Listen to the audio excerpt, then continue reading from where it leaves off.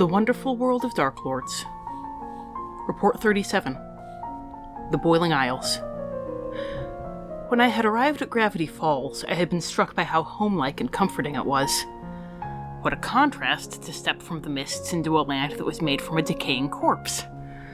The trees were a bloody red, and the vapors of the boiling sea made the air so hot and humid that it felt like breathing through a warm, wet towel. Between that and the constant stink of putrefaction, it was the first time I felt grateful that my patron's necrotic energy has made breathing unnecessary for me. Drawing breath to speak was unpleasant enough. As hostile as the environment was, it was not my only reason for finding the Boiling Isles inhospitable. Years ago, I would have suspected my patron of sending me there as a perverse joke, for the majority of its tiefling and hexblood residents referred to themselves either as demons, or, more commonly, as witches. A domain wherein I was surrounded at all times by witches. Charming. By now, however, I knew that my patron had a legitimate reason for sending me to the Isles, likely involving their inherent magic. The corpse belonged to a creature that the witches refer to as a titan, not to be confused with a certain self-aggrandizing megalomaniac or his domain, but a creature more akin to a god, and his power still suffuses the landscape, spreading as it decomposes. The Titan's carcass, however, is not the only source of rot in the Boiling Isles, for at its literal heart is an infection that threatens to devour the land and all who dwell there. Welcome to Wonderful World of Darklords. I'm Tom. I'm Rachel. And I'm Matthew. And we're discussing how to convert Disney movies to Ravenloft Domains of Dread, because the Titan wills it. Along the way, we'll look at the Darklord, the domain itself, and some plot hooks and adaptation ideas to integrate this setting in your own campaign. Today's episode, Owl House. Woo! So, if you are a returning listener, then you know who Tom and Rachel are. Mm-hmm. If you are not, hello, we are the regular hosts. I can Yes. understand you just saw Owl House and wanted to hear about it. And speaking of people that just wanted to click on things about Owl House, we are joined by a guest host today. Matt, tell us a little bit about yourself. Absolutely fabulous Matt Graydon, who, just has been friend of the show from day one and is just a general amazing person. So tell us all about how amazing you are. Oh, well, wow, that's a lot to... Hi, I'm Matthew. If you're on the Discord, you already know who I am. For those of you who are not, I'm Matthew Graydon. I'm an amateur dungeon master. I've been a part of a few projects on the DM's Guild. I'm a 3D printer enthusiast, a Disney adult. I love Oswald Lucky Rabbit, and I've been a fan of the podcast, as Rachel said, since day one. And we will put, of course, links in the show notes to those DM's Guild projects. So we invited Matt not just because he has been a friend of the show since day one, and because he certainly deserves to be a part of this, but for a very particular reason for this particular episode, and that is that he basically already wrote the episode. Yeah. Before we ever sat down to even start our outline. Before we ever watched Owl House. Yeah, before we ever watched Owl House. We had the episode, basically. Yeah. Long story short, I've been annoying the Koalars on their Discord for 3 years? 3 years. Something like that, yeah. Where I post daily. I do reviews of Once Upon a Time episodes. I run a Curse of Strahd game. If you are in that game, please level yourself up to 4. Thank you very much. That is a perk for subscribers. Mm-hmm. Subscribe to our Patreon. Maybe you'll get to level up in your home RPG. You never know. I lovingly refer to myself as the unpaid intern, and I create rants such as, what if Yin Sid wasn't Aslan? You should watch Once Upon a Time, seasons 1, 2, half of 3, and stop. We did, and agreed. Mewtwo would make a great Dark Lord.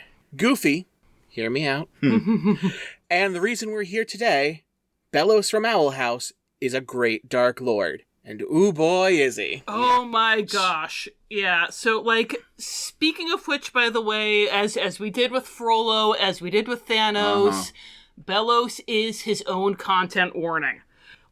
Okay, if you're not super familiar with Owl House... Number 1, thank you for listening. Yes. Number 2, take Frollo, get rid of the lechery. We at least don't have that anymore. Mm-hmm. But ramp up the gaslighting to 500%.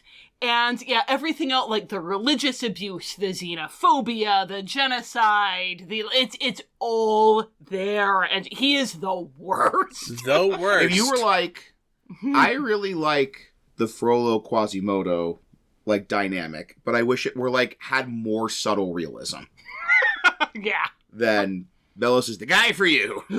And also, again, speaking of Thanos, just a heads up, the D's journal for this one is probably going to be pretty intense. I haven't finished it yet, but I've been planning it, and boy howdy. Yeah, it's so pretty intense. If you need content warnings for D's journal, please go check those out. So, as Rachel mentioned, neither of us had seen Owl House, and Matt comes onto the Discord, and he's like pitching this. He's saying, you guys should do Owl House, you should do Belos, and he just kind of lays out everything. He's like, here's a Darklord, here's a domain, here's the Act of Ultimate Darkness, here's the Torrent, here's the this. And we're like, okay, yeah, sure. And our older kids started watching Owl House. It's our oldest favorite show. Yes. So, yeah. And we were kind of watching along, and we were like, wow, yeah, no, Matt nailed it. Like, this is a perfect Darklord, makes a great domain.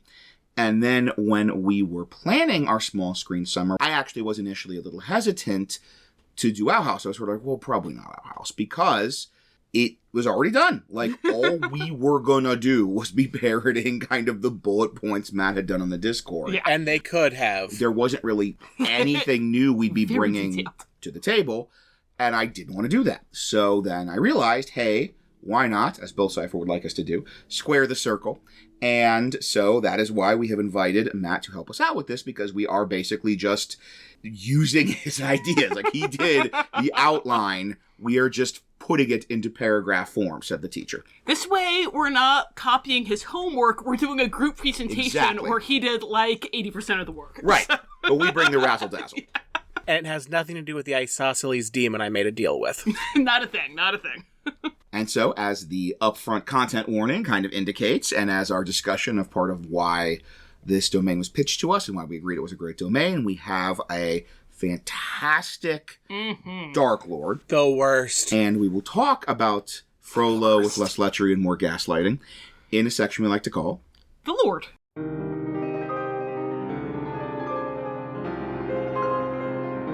The Lord. The ruler of the Boiling Isles, Belos, became emperor some 50 years ago through a combination of demagoguery and magical prowess. He convinced the witches and demons that he and he alone had the ability to communicate with the spirit of the dead titan and interpret its decrees. I was initially baffled that anyone would be naive enough to swallow such obvious chicanery. By the time I left the Boiling Isles, I had a far better understanding of how manipulative Belos could be.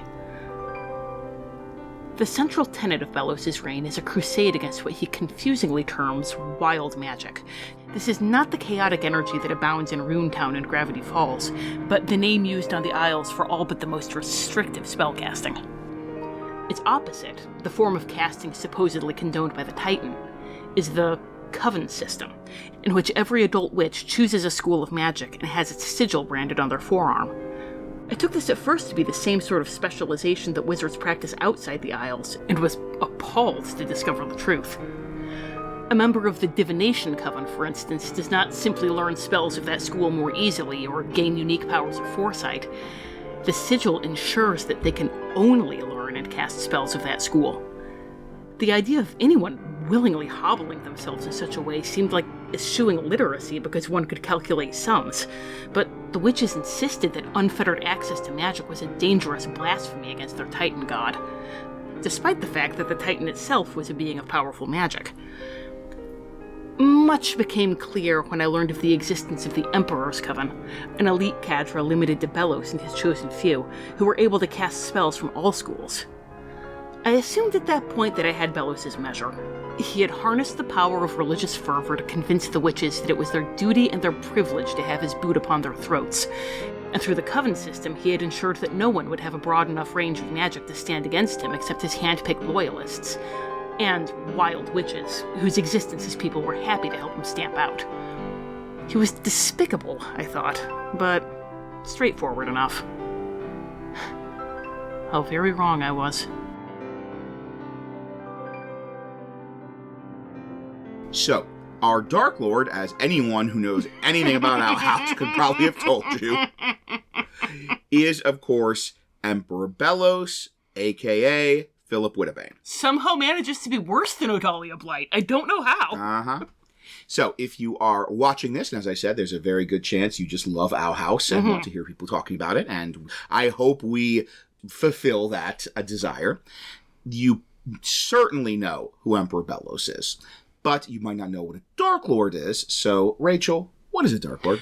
Well, a darklord is an evil being who commits some kind of act of ultimate darkness that causes the dark powers to say, why, hello, new friend, we want to play with you forever, much like the Collector. And so they pluck that evil being up, and they place them in a domain, which is a special hell tailor-made just for them.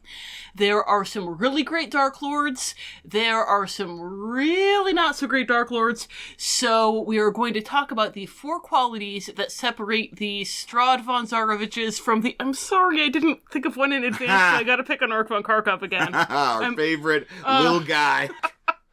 Urk von Karkov. I'm sure there's one who, maps to Belos better, but I didn't pre-plan it, so we're stuck picking up poor Urk. Why pre-plan when you can just do Urk von Karkov? Hey, I mean, 5e didn't like him so much they killed him off screen. That's true.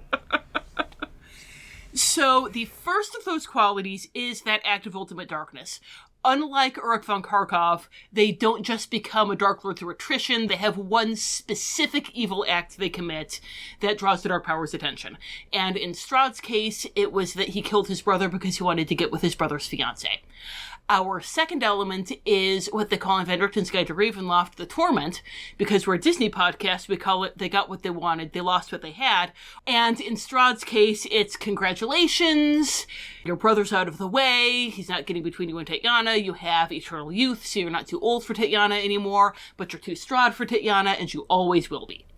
Our third element is an element of tragedy and relatability. They're not just evil for the sake of being evil. There's something about them that makes us wince in sympathy. And in Strahd's case, it's that unrequited love is just the worst. And then our fourth element is that the domain reflects the Darklord in their curse in some way. Strahd is the Darklord of spooky gothic vampire land. He is not the Darklord of the rotting corpse of a titan. And Barovia is a boring mud slump to reflect that curse of loneliness, that Strahd doesn't get to be with Tatiana, and he's not really going to get to be with anybody else either, because everybody in Barovia is a boring peasant. So, if you are familiar with Owl House, there are probably a couple of those at least you were able to map Belos on as Rachel was describing them, especially if you are like a, I don't know if serious fan, that seems a little gatekeepery, but if you are one of those fans who paid very close attention. Hardcore? Do you want to go hardcore? Perfect. Yeah. You're a hardcore fan, and you really paid attention when they were giving Belos' backstory. And Matthew is a more hardcore fan than we are, right. So we're going to be putting some of this over on him. See, it's easy to miss a lot of the details of Belos' backstory unless you're really digging into it, because I think we were going to be getting a lot of it in season 3. Yeah. And so we get a hyper compressed, a lot of the backstory is when they're on the witch tour and other stuff is happening. So if you were not oh wow, this is very important, let me pay super close attention and freeze frame a couple of the pictures, then you could kind of gloss over some of that. I mean, the only episode that we actually get to see his backstory in is Hollow Mind. Yeah. And it's all told in murals. Yeah. So, if you're a fan of Owl House and you didn't do that, really digging in, we have these 2 brothers. We have Philip Wittebane and his older brother Caleb. They become witch hunters. And they come to this town, whose name escapes me at the moment. Gravesfield. Right. And we get that Gravesfield is kind of a weak place between the worlds. There are portals to the Boiling Isles there. And he meets this witch Evelyn. He falls in love. And he sort of starts presumably turning away from being a witch hunter. This makes Philip crazy. And sure does. Part of it is the fanaticism, and part of it is the jealousy. Once again, I even, there's a line where the tour guide says, I think Big Bro got a hot witch girlfriend and Little Bro couldn't handle it, or something like that. And I kind of, overlooked that as, no, this is a major part of his motivation, was his jealousy, that his big brother was paying attention to someone else. Yeah. And so our Act of Ultimate Darkness, long walk to Act of Ultimate Darkness, our first of our 4 qualities, in case you had forgotten in my long digression about the Owl story structure. Our Act of Ultimate Darkness is the killing his brother Caleb. To bring in a specific Ravenloft thing, it could have even been they were part of the Olmest Inquisition. And that they did fight some hags, and Philip started to see all the Fae as hags. He started to see them as inherently evil. And the nice thing is, the backstory is kind of vague. Like, even the whole, I'm not sure if Flapjack's supposed to be Evelyn's palisman or Caleb's palisman. And then you also have some vagueness as you are converting it into Ravenloft terms. Yeah. Because Ravenloft, or even Dungeons and Dragons, doesn't quite map to a sort of colonial New England kind of deal. And that vagueness does let you tweak stuff to match your own themes, your own campaign backstory, but you get that basic structure of, they had these kind of monster hunters. One of them was more open-hearted, more willing to see the shades of gray. One of them was not. And that older brother fell in love with someone the younger brother saw as monstrous. Yeah, like, we're going to talk a little bit later about the residents of the Boiling Isles and the witches and how they're kind of like tieflings and hexbloods and whatnot. And if you want to lean into the tiefling thing, then they could be demon hunters. Yeah. And he fell in love with a tiefling, and Philip couldn't handle it. But we have Philip killed Caleb, and then that's Rock to Ultimate Darkness. Then we have your classic Darklord double down. He was like, it's not my fault. It is sort of magic, tiefling, Feywild, whatever that thing is that I saw as inherently evil. That's the fault. I found that in the Boiling Isles. I found the source of it. Stole my brother and corrupted him and forced me to do this thing. Forced me to do this. And I'm going to destroy the Boiling Isles. And when I do that, I don't have to feel guilty anymore.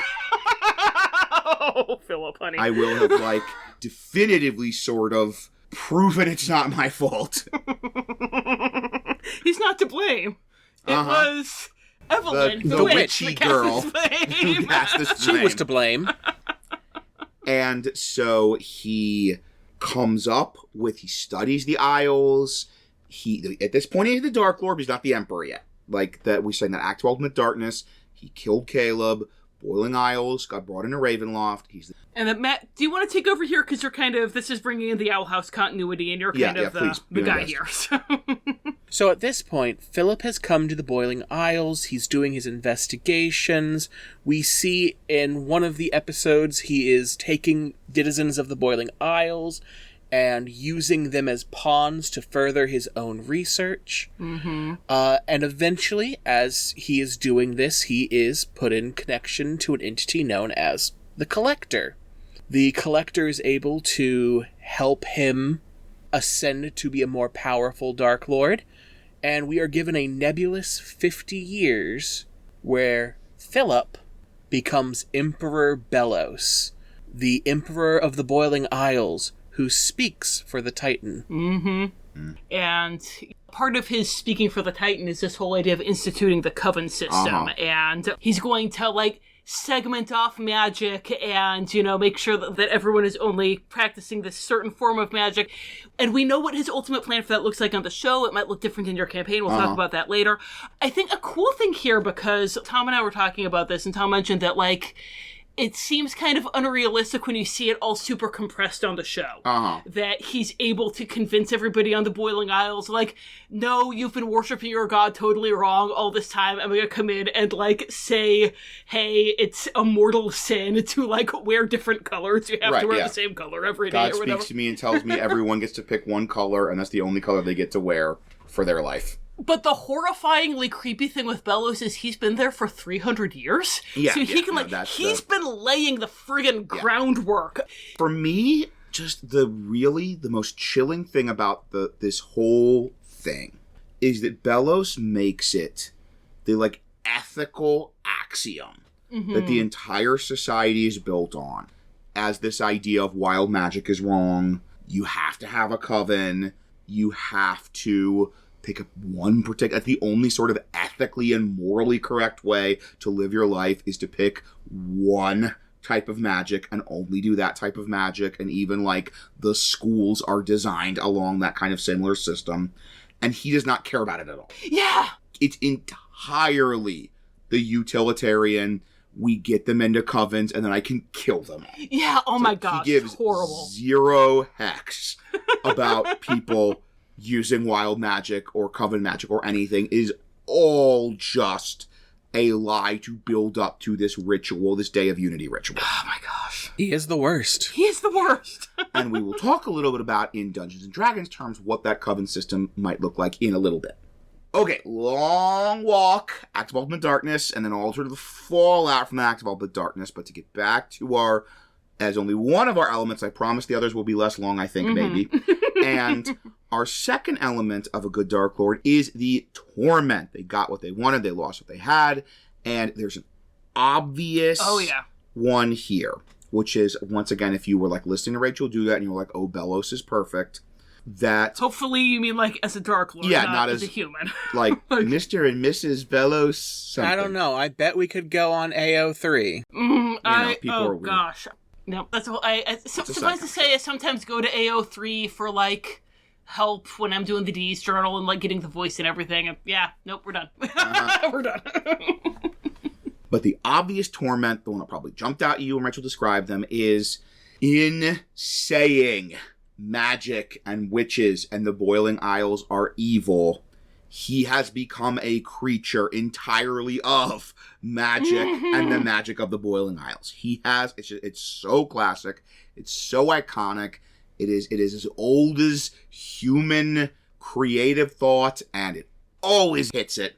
He has become the thing he sought to destroy. Yeah, and we even, like, when we were planning this, like, Tom was very simplify. And so Tom was saying, do we even need the collector? But it's like, no, because... Yeah, this sold me. Yes. He has a warlock pact with the collector, so it's even the whole... He has sold his service to another being for magical power, which is exactly what classic witches do. Yeah, what he accuses witches of being, he has become. Although, sidebar, you could do a lot of this and cut the collector if you wanted. If you are seen, you are loved. If you, like me, are simplify. But no, you guys all sold me on making the collector part of our canon. There's some other kind of branches of the torment, but you have that core, wonderful, hits you right there torment of... That Luz calls him on. Yeah, it calls him on. And it's not even like metaphorically, like you hate evil, but you become evil. No, he literally is like made of magic goo. He is literally like this place that he sees as a kind of infernal realm. He's become a manifestation of it. I think he's like mold. It's so he's creepy. He's like this gooey, lichen, moldy lich. Yeah. It's so much cooler than like a skeleton. It's a lichen lich. Yeah. That he is just like a living fungus. Like 3 million funguses in a trench coat. Then there's kind of this other branch, which I think is really interesting, of the torment, that hooks us back to the Act of Ultimate Darkness, which is the stuff with Hunter and the Grimwalkers. So keeps recreating his brother. And I love you had that observation about why he specifically had be his, you called him, it wasn't like you're my son, it was I'm your uncle, you're my nephew. Because they're Caleb's sons. Yeah. In a gross, messed up way. In a cronies kind of way. Orphan black kind of way. Yeah. I just realized that and needed to go take a shower, because, And let's see, he wants his brother back. He wants Caleb back. And he wants Caleb to say he was right. Yes. Like, I love you have the, it's a shame you were the one that looked the most like him. Like, he wants Caleb back. Also, I love, very, very, very important, there's a lot, like, when you dig into it, there's a lot there that's really juicy. Now Caleb is the younger brother, is the younger one. Oh, snap! Right? Like, Caleb, every time we see the Golden Guard, it's always smaller than Bella. Like, now I get to be the big brother. I get to be like the uncle. I get to be the one in the older one. But that torment, he says they always fail. He always kills them. And I think there's that idea of like, no, they always have that kind of inherent goodness. Yeah. Like, the thing that drove him away from Caleb, the thing that was the wedge between them, was that Caleb had an inherent goodness that he didn't. And all of these copies that he is, like, lab growing for his specifications to be his little sidekick, there's always going to be too much of Caleb in them. Listeners, I wish you could see the expression on Matthew's face right now. It's just the absolute contempt for Belos just radiating out of every pore. He named the clone Hunter, which hunter. He's like, this is, now you're going to do it right, yeah. This is going to be my good version of my brother, and also I'm his uncle. What a jerk. No, like, I thinking about it, made the connection to the Golden Guard is always smaller than Belos. That's always like, now I'm the big brother. Oh, gosh. And that in the memories, Caleb's always bigger. Yeah, yeah. Speaking of, what an absolute piece of work this guy is. a slightly more challenging than some of our other darklords. That is our element of tragedy and relatability, but I do think there's something there. Easier than Bill Cipher, at least. Easier than Bill Cipher, yes. And I know, Matt, this was kind of, once again, you really picked up the, like, sibling dynamic that I'd kind of not... Well, I mean, you're the oldest sibling. Yeah, you know, that is true. So, as the youngest in my family, I will tell you, it kind of sucks when your siblings grow up and they're ready for more serious relationships with people outside of the family, and you haven't really gotten to that point yet. So it feels like they're walking away from you while you're stuck where you are. That hurts. That is just a dagger to the heart. Cool story. Still murder. Yeah, yeah. So that's our specific, sorry I can't relate to it, younger sibling, like, oh man, element. Now I want to do an Owl House Utna crossover. Nice. And just... Technology's revolution. But the more general one, and it's one that the inherent tragedy and relatability of a lot of darklords is that darklord double down, that fundamentally all of us can sympathize with. I'm not sorry. I'll never be sorry because I never did anything wrong ever. And it's all everybody else's fault. We keep looping back to Demona because, gosh, she is such a, like, archetypal darklord. It was the humans. Oh, it was the witches. Always the witches. Like, what have they done?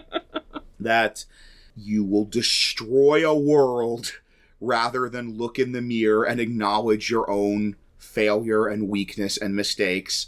And that's huge and ridiculously grandiose.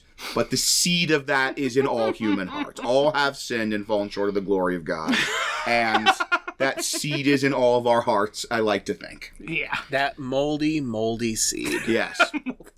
And we even have the, like, we can all, if not sympathize with, we can kind of see the emotional logic of the kind of clinging to righteousness. Of, like, I will just continue, just back to Frollo and the relatability we found there of, like, I am so invested in my sense of my own righteousness and goodness and moral correctness. I will just plug my fingers in my ears and shut my eyes and say la la la for anything that might contradict that, rather than once again question ourselves. Yeah. And that is, I think, a fundamental flaw of the human person, and therefore, as difficult as this can be, an element of tragedy and relatability with Belos. Hey, I just want to say thank you for not immediately pointing out, hey, how do you relate to this guy like you did the last co-host? So, finally, we have the domain reflecting the Darklord. We've touched on this a little bit already. It almost is literally like Belos is a reflection of the Boiling Isles. That he is like a fungus. He is this kind of decay, organic thing.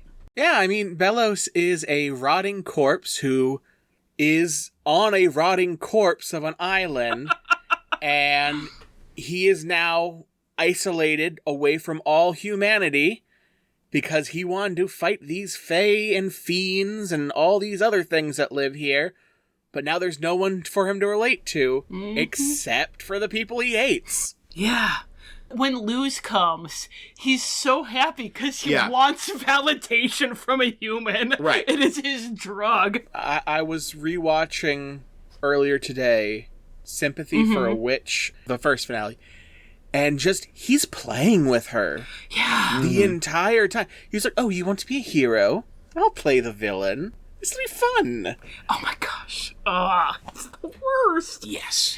And like, I remember you also mentioned when we were working on this that Belos is so xenophobic and hostile, and also the Boiling Isles are so, like, just inherently hostile to outsiders. Yeah. with, like, Luz can't even eat the food, and, like, everything is boiling rain and pain bows. Yes. What's the line? We don't have weather here. We have plagues. Yeah. And just, this is a place as hostile to everyone different as Belos is, except he's the one who's different because he's a human. Another connection and overlap I like, and this is one of those where it's like, wow, this is kind of like a thematic thing I didn't notice till we were, like, drilling down like this, is this idea. I love the Boiling Isles as a setting, and I love the just organicness. I love that you have that core idea of this is like the rotting corpse, and that you have this whole society that's kind of like the ecosystem that's sprung up around the rotting corpse, like all the fungi and worms and bacteria and everything. So, fun fact about this, actually, Dana Terrence, the creator, she was inspired by a bunch of European artists' depictions of hell, and mostly the work of Harmonius Bosch, which, if you look up... Bosch is a great, you can... It's definitely an inspiration for Bonesborough. And you might be seeing a work or two of that fella in the DM's Guild write-up, because that's some quality public domain art. No, I love it when there's an inspiration in the real world, because then I can go and just look for public domain stuff with that. Thanks, castle that inspired the castle from Snow White. You're public domain. And you have this idea of an organic society, and its life, and its chaos. And he's trying to impose this very artificial, impossible order. Yeah. And they can dig deep into the sort of Puritan roots even. But that even just the coven system is, no, this is not what magic is, not what it's supposed to be. It's not alive. It's not organic. It's this rigid, artificial system of order and structure that fundamentally doesn't work. And that even we've mentioned, you have that reflected in all the levels of society. So you have like the schools you get like one track that you study, and there's this incredible pressure to only have that one track because they're preparing you for the coven system. Yeah. Or even with Amity's family, we have this sense of a very stratified, very rigid society, very much like status and social class. And that's another reflection of that idea of imposing an artificial order on a kind of organic system. And speaking of the coven system, I think this is an excellent place to talk about. In the write-up, we're going to have this all, of course, written out, the sort of rules we're imagining for the coven system. Now, we are, of course, have this wonderful analog in the Dungeons & Dragons universe. Yes. We're not being paid for this, so we're not going to, like, take the covens and redo the magic system to fit that. When we have a free and already existing system of the 8 schools of magic. And if you throw in the Emperor's Coven that can do all of them, then we've got 9, just like the Bingo. 9 colors of the, Yes, prismatic I've rainbow. seen the light. It glows in 9 hues. Exactly. So we're just imagining that when you come of age in the Boiling Isles, you pick a coven, and the covens here are not, bard. Or baker. Or baker, or like maker, whatever. They're like evocation, illusion, they divination. are illusion and divination, yes. Yes. Because it would have been a nightmare to do abomination. Yes. Yeah. What even is that? Necromancy. Yeah. No, it's like necromancy, but it's also conjuration, but then there's an entire one that is conjuration. Better we just go with the schools of magic. Yes. So you join, like, the evocation coven, or the abjuration coven, or the illusion coven, which is the same. And this is great if you're already a wizard. But if you're a druid or a sorcerer, yes, or any other caster, this is a nightmare for you. Yeah. Like, I mean, it's bad enough even if you're a wizard, because it's the idea that you join the coven and then all you get the, are like, spells coven from that mark. school. But yeah, you're right that even anything like other than wizard, which we see in the show with Ida. Yeah, like you don't naturally split things into their school. Like they do all have their own schools, but you don't like naturally mentally break it down like that unless you're a bard and like 99% of your stuff is enchantment. And then finally, one other kind of bit of setting element we're going to mention here, part of that reflection, the idea that he almost is just pure magical energy, is, as you see in the show, the very first thing we see of him, eating the palismans. That he needs to eat them to sustain himself. I will remind you, as the guy that wrote the episode guide, we were given an episode like two before this one that informs us these things are sentient. Yeah. Yeah. And Palisman's another really cool part of the setting that we will go into some rules for them later in the episode, later in the write-up. Also, I need to give a hat tip to the amazingness of the name Palisman. It's just, as soon as I said the word Palisman, I was like, I love this. I love it. We are all big fans of the Palisman in this group. Mm-hmm. So this is also worth here talking about where we see the status quo. We have Belos as Emperor. He is eating Palismans. He is preparing for the Day of Unity. We are not in our sort of canon setting planning to have Luce. I think for a pretty clear reason. Yeah. She's a PC. Yeah, no, exactly. she is... Same reason we killed Belle. Exactly. The same reason we kind of super had to, like, background diminish Dipper and Mabel. Mm-hmm. That Luz is a PC, and not just in terms of she's a protagonist, she has such PC energy. Yes. But placing it during this time period makes perfect sense because we see in Luce's first episode that he is cracking down on the non-conformists, the people that won't join the coven, the people that are a little weird. He's locking them in the conformatorium to get them ready. It's a perfect time to bring heavily armed transients in. Yes. Exactly, yeah. So you bring in your PCs when the show brought in Luz, and you're good. And that's kind of why we're not having Luz, because we're imagining in this story the PCs are the Luz. That they're playing the role she plays, because she is so central to the story. But as you mentioned, this is the perfect time. You even get some of this with Ida, that, like, things have been bad, but a lot of people could kind of, like, find their coexistence. They could, like, they weren't so bad that people were resisting or rising up. Like, even the fact that, Ida, there are wanted posters of her everywhere, but she's in the main marketplace at Bone Shop. She's not having to sell on the night market, because if she shows her face, she's going to get arrested right away. Like, there's still, like, kind of giving a wink and a nod to some of the dissidents, but that's getting to be less of a thing. And as I mentioned, it's a nebulous 50 years that Belos has been emperor, and we could play with Ravenloft time fuzziness. It's been 50 years, but my grandmother remembers the rule of Belos. But it's totally been 50 years. So that is sort of some of how we're imagining Belos as a Darklord, as a narrative character. Let's talk a bit about how we are imagining Belos as a Dungeons & Dragons character specifically. And I remember it sort of, the obvious would be something like an Archmage, but you had a really cool thought about a stat block to use for Belos. So, for a very long time, when I was given this assignment, I was thinking a Lichen Lich or a Dovahkiin Lich. Now, the problem with those is they're not from the Monster Manual. And I kind of wanted to use something from the Monster Manual. Right. And then I remembered Curse of Strahd and that infamous encounter in Death House with the shambling mound. Now, when we see Belos in the show, he is this awful, almost Wendigo-looking Lichen monster. And I'm like, that's a shambling mound with warlock levels. Yes!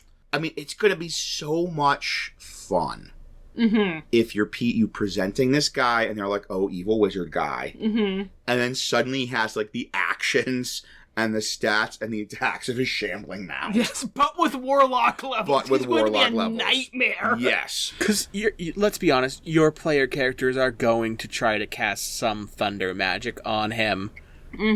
Just to get away. Shocking grasp. Yeah. And then to realize what he is after that is going to be so much fun. In terms of those warlock levels, we've mentioned we're imagining he has a warlock pack with the collector. He is, I think, pretty clearly the most powerful magic user in the Boiling Isles. Yeah. This is a guy who, in D&D terms, is like 4th tier, like level 17 to 20 warlock. But he is an absolute Beast. god monster of spell levels. It's a guy that maybe can do 9th level spells. Yeah, and that's great. But Rachel had a fantastic idea on how to make him still very reasonable for players to encounter. So we see, like, whenever he's using his powers too much, he's really exerting himself, and he needs to get that sweet, sweet palisman energy. And so he's got all of this, these amazing warlock levels, but warlocks are very limited in their spell slots. They need to rest a lot. And in order to gain the benefits of a long rest, or even a short rest, that's maybe. What warlocks need, a short rest. Short rest. If you really want to nerf him for your PCs, in order to get the benefits of any kind of rest, he needs to eat a palisman. Yeah, I love that. That's so the good. only way he can regenerate himself. It's so evocative. It's so, fits the Belos we see. But, he's there kind of panting, wheezing, with his head in his hand, and then he eats a palisman and sits up. I was like, okay, I'm okay now. Yeah. He's taking a short rest. Mm-hmm. So, that is, we are imagining in terms of specific spells he has. He's obviously got the Mask of Many Faces. He can change his image. He doesn't look like a shambling man. Like a shambling man Wendigo thing. He looks like a nice dude with a weird scar. And a broken nose. Thanks, Lilith. Thanks, Lilith.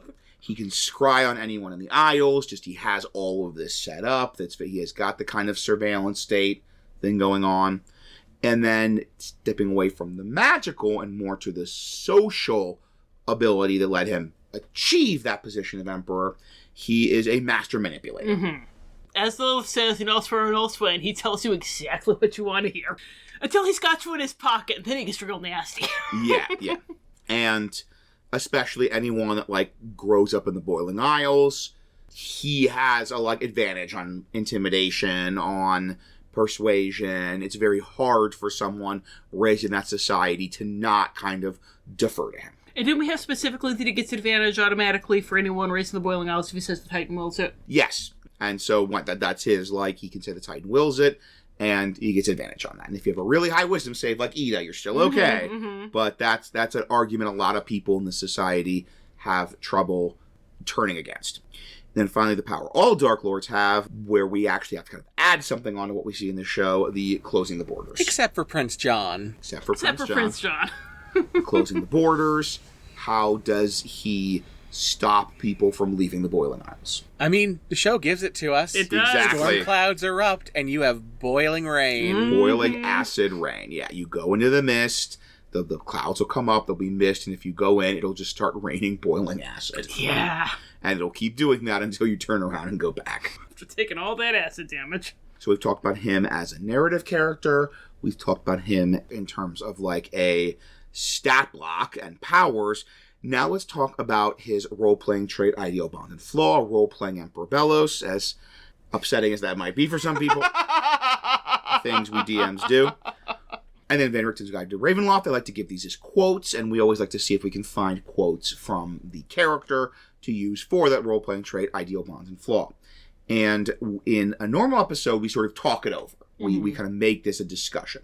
But since, once again, this is literally dozens of episodes he's in, with many quotes, we all talked it over beforehand and pre-selected them. Shout out to the guy who made a compilation of all of the things Belos has ever said on YouTube. Oh my gosh, yes. Absolute Thank you, legend. that guy. Absolute legend, yes. As someone who is a regular patron of various Disney wikis, this podcast would be so much harder without obsessive nerd fandom. Yes. And yeah, Matt was kind enough to, go into that playlist and compile a bunch of quotes for us to choose from. And yeah, there was an embarrassment of riches, so. By the way, for those of you who need to RP as Belos, I have a quick guide for how to make a really good Belos line that your players will hate. Step 1, backhanded compliment. Step 2, condescension. Step 3, insult/threat. Your PCs will want to kill him every time. I'm going to write that down, make sure I have it in the write-up. Yes. So as I was going through, there was one quote that I wanted us to use, and luckily the Kolars jumped on it before I even had to say anything, and that's the quote we used for our trait, Yes. which was, "Everyone has a use hunter. Kikimora has her intricate little plans. The scouts carry out their orders. And you? Well, the Titan has big plans for you. And it would be such a hassle to find a replacement." I hate him so much. Right, boom. Exactly like you said, sort of backhanded compliment, condescension, insult, threat. Mm-hmm. Threat. Backhanded threat. Yeah. I hate this man so much. Yes. Yeah. And even, I love, you were pointing out, Tom, when we were talking about this, that when he has the Kikimora has her intricate little plans, there's a thing I've noticed with, certain scammy public figures, that, you always assume they're lying to everybody else, but they're telling the truth to you. And this is so much stuff that, he's kind of letting Hunter in, and they're like, oh, I know Kikimora. Yeah. And she's whatever. But you, I'm all in on you. And, he goes, I'm sure, and does the exact same thing with Kikimora. Right, yes. But, talking down Hunter. And just, But this'll be how he talks to the PCs. Yes. Oh, I love you guys, but... her? No, she's the worst. No, we're on the same page. Have you seen those smucks in the other room? They'll believe anything I tell them. This is why you're my favorite, Kikimora. Yes! Oh my gosh. Belos, a great villain. A little more Hades there, but... So, our ideal, we wanted something that touched on that fanaticism. And we had a couple possibilities. And the one we ended up settling with was the... Yes, this has gone far longer than I'd liked, but no one said being a witch hunter was easy. Because that gives us the fanaticism, that gives us the darklord double down, that even gives us the whole, this is hundreds of years of his life have been devoted entirely to this fanatical desire to destroy the Boiling Isles and kill everyone in it. And the way in the show he says it is just so greasy and awful. Greasy and awful is a good description for Belos, just in general. And speaking of this just obsessive centuries of living and reordering the entire society to this plan, our bond. It doesn't matter. I just need to live long enough to see this through. So, yes, that's his bond. That's the thing that matters to him. The thing that matters to him is the... genocide! Yes. It's the genocide. I will prove that I'm right, and it doesn't matter how long it takes, because I will be right in the end. And, I will become this horrible, monstrous, magical creature in order to prove I am right in the end. And it's okay that I'm doing that, because no one said being a witch hunter was easy. And this kind of leads us right into our flaw, which is... Don't mock me. I tried to save your soul. It's your fault this all happened. Darklord victim blame. Yep. Not my fault. What did they do? Yes. It's your fault this happened. I'm trying to save your soul. I'm trying to do the right thing. It's everybody's fault but mine. And even, perfect flaw. Yeah, and even the, when he does eventually decide to kill Luz, it's so okay, I'm going to put you out of your misery, and I'm trying to save all your souls, and just, he convinces himself that, no, this is actually the best thing for Luz if he kills her. Can't help crazy. Can't help crazy. What a great villain, and as a lot of the great villains we've touched on, there's so much interweaving of the role-playing trait, the ideal bond and flaw. Unfortunately, not just a great villain, he is a very well-written villain, so we've got lots of great quotes to draw from to express those interlocked ideas. So we've talked about this deeply horrible man who in his obsessive self-righteousness and refusal to acknowledge his own guilt has made himself into this fungal reflection of the place that he seeks to destroy. Now let's talk about the fungal place he seeks to destroy. Let's talk about the absolute... This is my favorite thing about this show, probably, is the Boiling Isles. Let's talk about our setting, the Boiling Isles, in the section we like to call... The Land.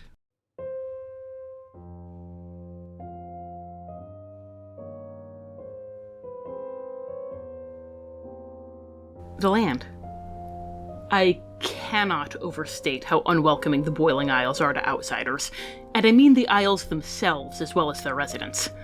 Weather phenomena range from boiling rain to shale hail to pain bows, all of which are every bit as enjoyable as they sound. And I was given to understand that had my patron's gifts not removed the necessity for eating as well as breathing, it would have been nigh impossible to find food that I could digest. And then, of course, there were the witches and demons themselves. I quickly learned to use Mask of Many Faces to blend in with the populace. When I looked human, I met with ridicule and contempt at best, and with attempts to dissect or eat me at worst. When I gave myself pointed ears, people still threatened to eat me, but not as often. This antipathy toward outsiders is also reflected by the borders of the domain, as my patron is no doubt aware given his choice of mist talisman. The borders are permanently closed, and only by anointing oneself with a small quantity of Titan's blood can one hope to enter or exit the Isles. Just as well, why anyone would wish to travel here is beyond me. Doubtless my patron conducted a variety of experiments on other applications of Titan's blood before supplying me with any. Nonetheless, I have attached some research on his properties from the Isle's various academic libraries. Of course, I was mindful of my patron's recent remarks that he is most interested in objects of Agrabanian provenance. It is far easier to search for what my patron is looking for when I have a hint as to what it might be.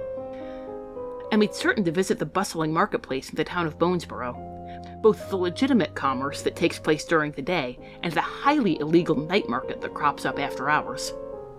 Given the isolation of the Boiling Isles, I did not expect to find anything remotely Agrabanian, or from anywhere else that I recognized. However, I did encounter a stall run by an outlaw wild witch named Ida that seemed to deal in detritus scraped from outside the Isles, from a single glass slipper to a lance large enough to be mounted on a dragon. I looked over her wares with particular interest, but the only Agrabanian items she had were a set of small animal figurines that could be stacked into a pyramid. Although exquisitely made, their frivolity could be interpreted as appearing as common, cheap junk to the mundane eye, so I have sent them to my patron. As I left the marketplace, I heard the voice of a young man behind me. "Are you Dee the human?" I should have been more creative with Mask of Many Faces. I simply looked like myself with pointed ears, so anyone who had seen me without it would recognize me. I turned and saw a youth in a white cloak and gold mask. I had heard of him. The Golden Guard, Belos' right hand. "Why do you want to know?" "Your presence is requested by Emperor Belos." His words struck me like a punch to the gut. It was just like Titan. The despot's favored minion had seen through my illusion, and I was caught. I was going to succumb to a sleep spell and awaken manacled in a torture chamber, and if I lied about my purpose, he would start carving glyphs into my skin, and then he would activate them, and I didn't even realize that I had begun to cast Eldritch Blast until the Golden Guard stepped back, hands held up in a placating gesture. "Whoa! Calm down. You're not under arrest. If I were arresting you, I'd be done already. He just wants to talk to you. We don't get many visitors from the human realm." I hesitated. He seemed utterly sincere. If Belos had ill intentions, I was certain that the Golden Guard did not know of them. "You confiscate nothing from me. Nothing. And I never have to turn my back on you for an instant." "Of course. Like I said, you're a guest, not a prisoner." He paused, then added, "And if you were a prisoner, none of that would help anyway." Well, how very encouraging. I suspected that if I refused to accompany him willingly, I would find that I was, in fact, under arrest, and I made sure to cast a death ward on myself as I followed him to his flying ship. He peppered me with questions about what he called the human realm as we traveled to the castle. His enthusiasm was oddly endearing, and I found myself revising my estimate of his age downward by several years. When we arrived, he escorted me to the throne room, where Emperor Belos waited beneath the Titan's rotting, still-beating heart. His theatrical attire, white robes and a golden antlered mask, did little to set my mind at ease. Belos dismissed the Golden Guard and the rest of his retinue, leaving us alone. Then he asked the last question I would have expected. "Tell me, how are things in Salem?" That was disconcerting. A handful of the lords I have met on my journeys have had me at a disadvantage when it came to knowledge about my patron, but barring figures such as Jareth and Marley, who dealt exclusively in such mind games, this was the first who had knowledge of me. What do you know of Salem? As it is today? Not as much as I would like. But I hear it in your voice. The accent has little changed in 300 years. A significant time in Salem's history, that. I folded my arms. All right. You have my attention, so you can stop with the tantalizing little hints. What were you doing there 300 years ago? He sighed. Not enough, I'm afraid. I did what I could, but I fear I was too late to save poor Emily and Thackeray Binks. And with that, he removed his mask. The face beneath was older than that of the statue in our town square, as one might expect. It was bifurcated by a strange green scar, and the nose had been broken. But I would have known him anywhere. How much time had I spent studying this man and his brother, hoping to someday follow in their footsteps? You're Philip Wittebane, I whispered. You're the man who hanged the Sanderson sisters.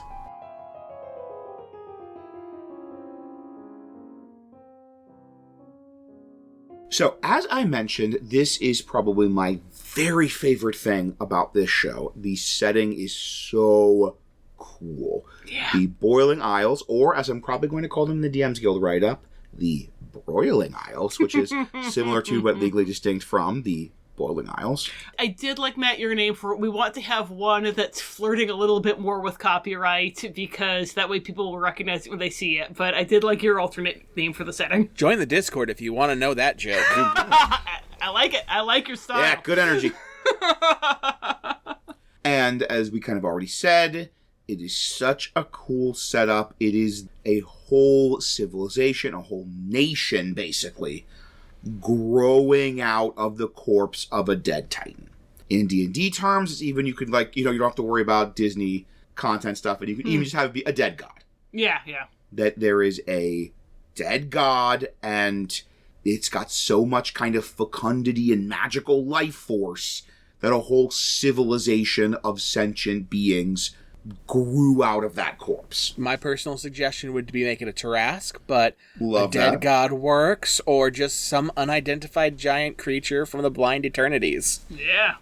And that even, like, I think it's the real visual style.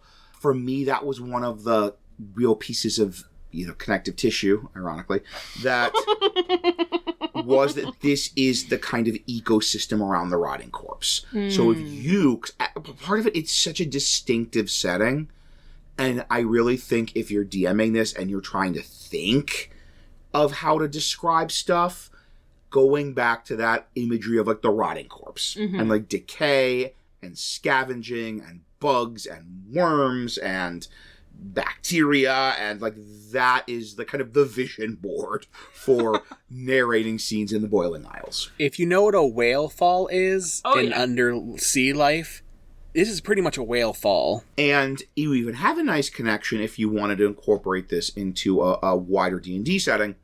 In the Spelljammer setting, they talk about the Astral Sea, which is sort of the kind of hyperspace world between the different solar systems. And they talk about you find corpses of dead gods.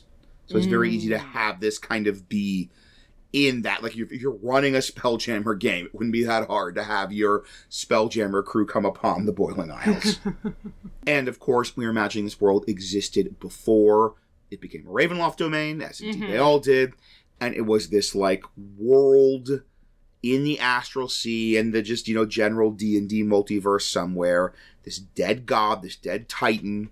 There was this substance on that world called Titan's Blood, which is this supercharged magical energy, and that sometimes spontaneously opens portals.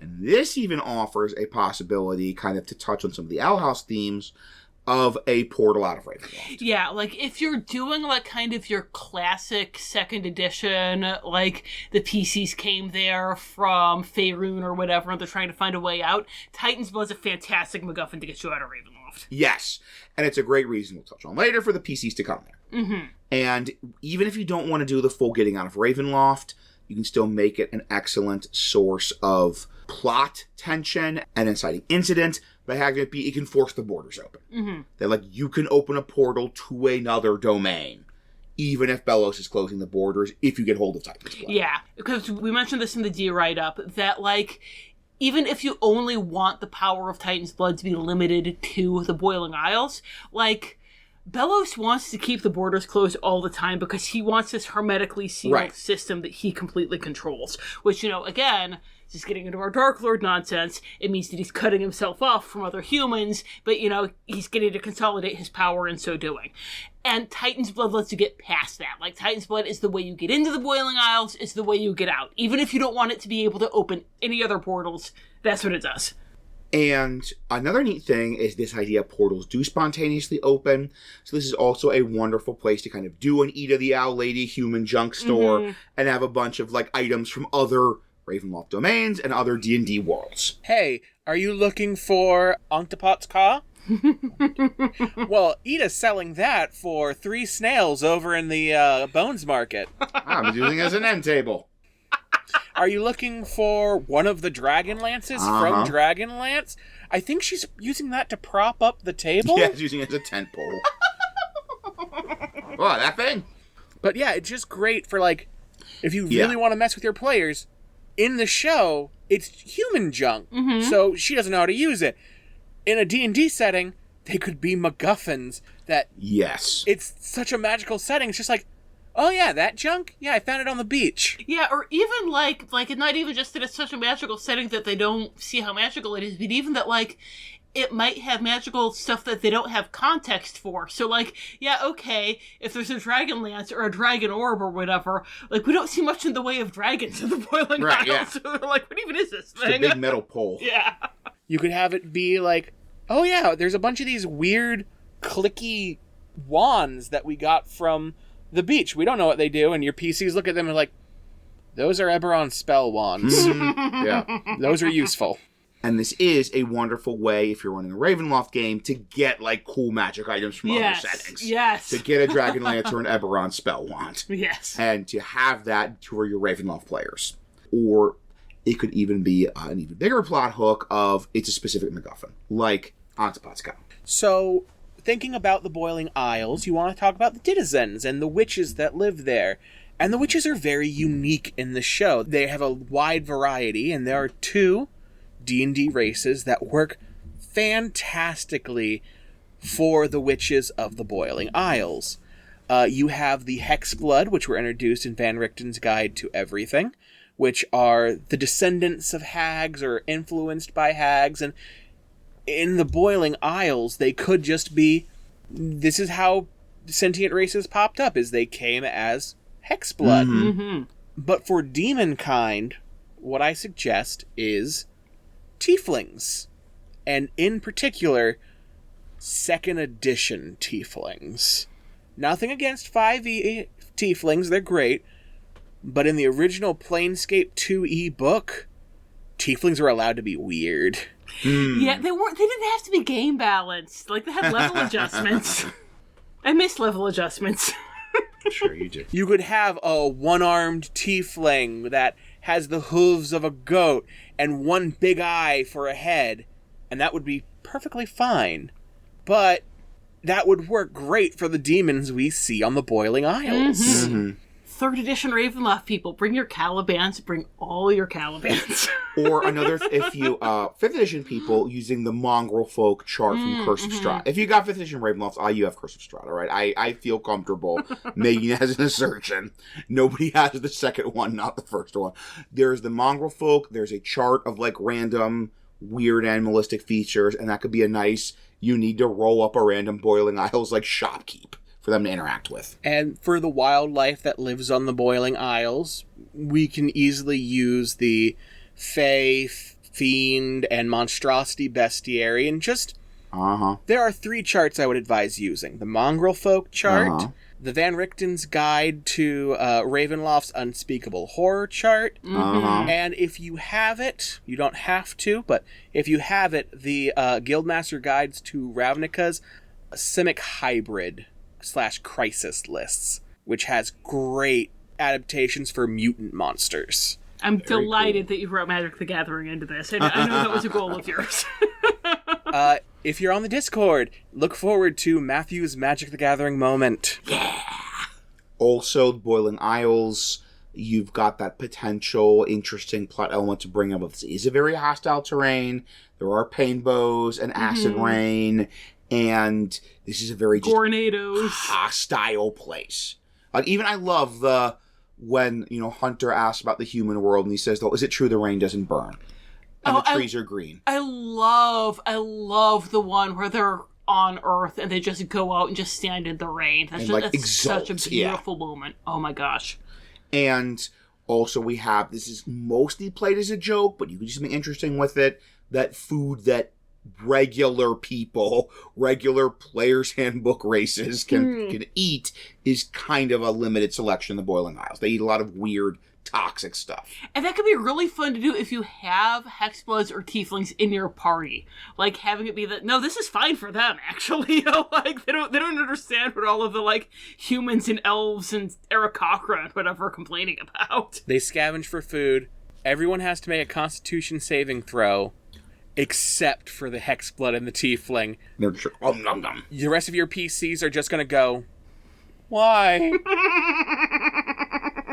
As I mentioned, the setting of the Boiling Isles is one of my favorite parts of the whole show, if not my favorite part of the whole show.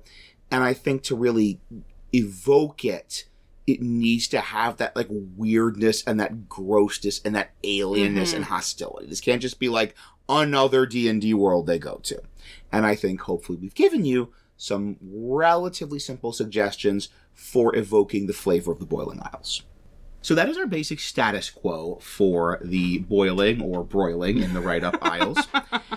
And we've mentioned one of the nice things about the timing of Owl House, and what makes a great, like, place in the setting and time in the setting to bring the PCs in, for the same reason it was a great place in the setting to bring Luz in the show, is that everything is ramping up. We are building. We are, like, 3 months away when Luz arrives from Belos achieving his ultimate plan. So everything is kind of ramping up, and the sort of manageable status quo. Like, a lot of people maybe didn't like it, but they managed to live with it, and that's not the case anymore. Yeah. Like, things are getting worse and worse and worse, and that's a great place to stick some chaotic, heavily armed transients. Members of the Bad Girls Coven. We mentioned the Coven system, which is going to be like a lot of our potential plot ideas relate to that Coven system, because that Coven system is that kind of linchpin of Belos's plan to destroy everything. We also want to revisit, speaking of Belos doing bad things, this idea of, I think, the Palismans. Yes. Because we mention them a little bit. I think this is one of the coolest parts of the Owl House setting. You know, this is, Palisman is to Owl House as lightsaber is to Star Wars. Yeah, It's just the, like, signature cool thing they introduced. I googled fan-made Palisman, and the results were phenomenal. Oh, nice. And just in case you haven't seen it, which is probably a weird experience for you to listen to this, but appreciate your loyalty. That's a pretty good show. You should watch it. But the Palisman is this neat thing. You want to explain Palisman? Palisman is a sentient magic item that is a creature carved from palisman wood that acts as the witch's staff, broom, and familiar. These are sentient creatures. There's an episode that really focuses on this. It's in our watch guide, I believe. Yeah, it is. And the Palisman chooses if they want to stay with the witch, or if they are being abused, they will go away, and we'll talk about that in a little bit. But it's a great part of the setting. Just that these great magic items that are very unique. In your own game, you could bring it in, and immediately your PCs might know they're from the Broiling Isles. Yeah, and, like, it's so cool that they're combining all this stuff with the familiar, because, like, that episode that's on our watch list, there's a whole thing where, like, Luz wants to borrow Ida's staff so that she can fly, but that involves borrowing her familiar, which is a whole nother thing. Like, and it has a really interesting layer to it. It is like, it's the familiar. It's got the little wooden animal on the top of the staff will come to life and just be a little living creature that, like, has that emotional bond and that kind of borderline psychic connection. And it is the magic staff. Like, we see they always use it for, like, blasting and twirling for shields and all sorts of stuff. And they can fly, so it's the broomstick as well. It's just all your sort of iconic wizard witch accessories combined into a single super cool accessory. Yes. We're going to have a sort of write-up for Palismans as a potential magic item. Because, man, if you have a spellcaster PC, this is going to be the coolest thing. Yeah. We're going to try and keep it as simple as possible, that it fulfills the familiar thing, but also has some stuff of, like, a little bit of boosting spellcasting and giving you kind of the broom of flying effect. And the reason I'm bringing this up now, as we're sort of talking about our potential, like, factions and NPCs to interact with, is, I believe we've mentioned before, Belos is eating them. Yes, he is. That he kind of stays alive, sustains himself on Palisman magical energy. cracks them open like an Easter bunny. And just sucks the magic energy out. And we Repeat, sentient creatures. This is not something he does in public. Yeah. Like, this is one of those things where, like, even though he's the emperor, most people think he's a good guy, he's got a lot of loyalty, he is not strolling around the city eating palismans. Clubbing baby seals. Right. Because this is a horrifying thing, even to people that have basically positive ideas about Belos. Yeah. Something else to mention is that in the Emperor's Coven, if you notice, none of the Coven scouts have their original palismans. They're using artificial palismans. So that might be where he's getting a lot of his palisman from. I think there is a line about you give up your palisman when you, as a sign of dedication, or something like that.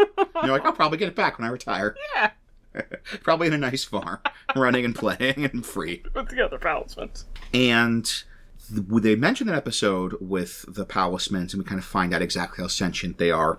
And we meet this NPC we're going to loop back to a little bit called Bat Queen, who is a kind of giant former palisman who is super protective of lost or mistreated palismans.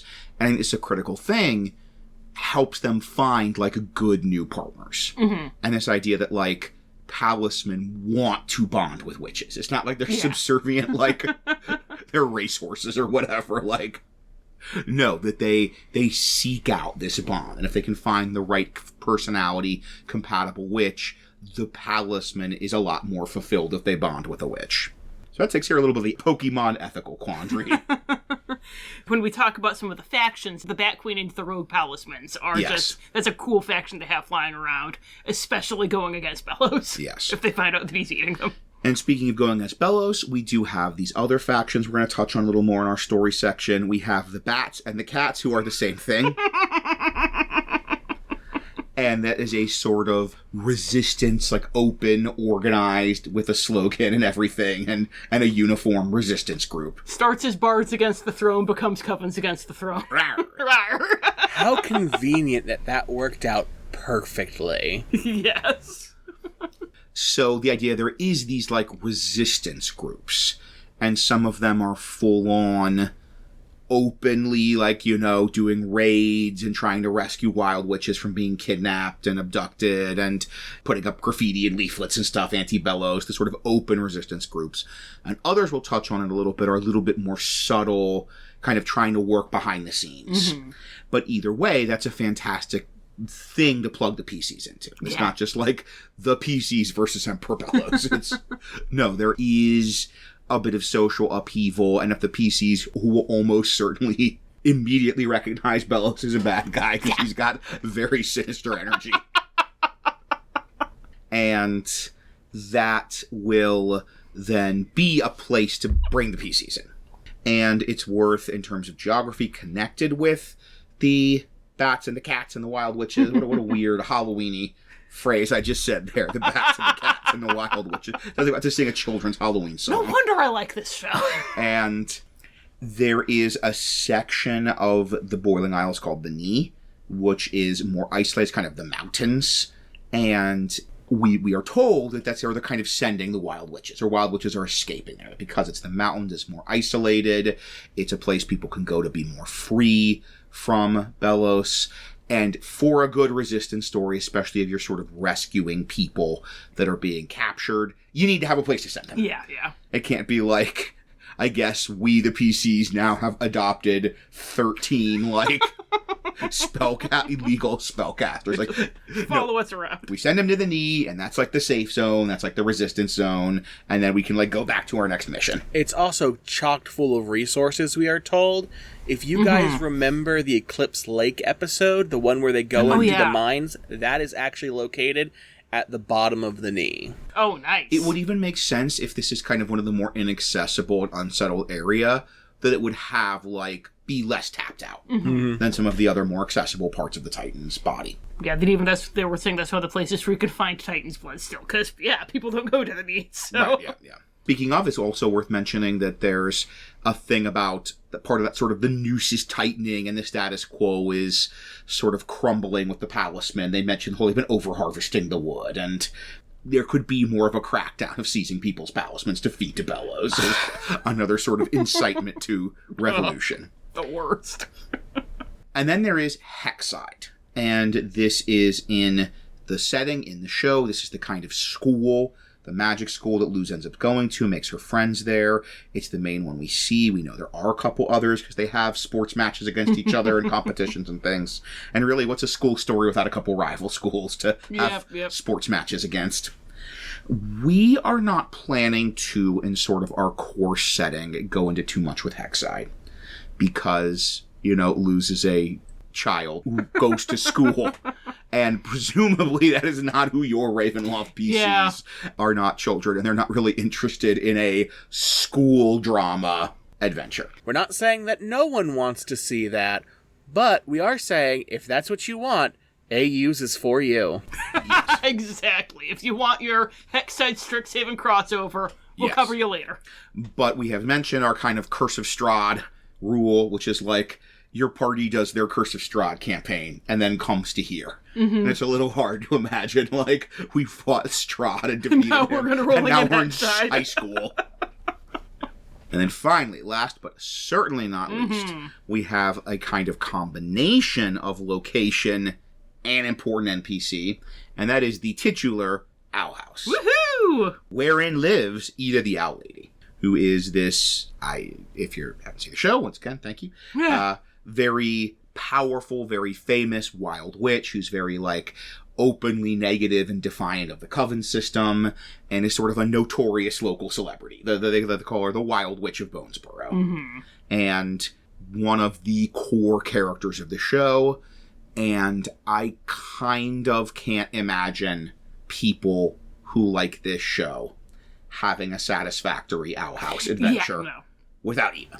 You gotta try the fingers that are actually being sold in the street market.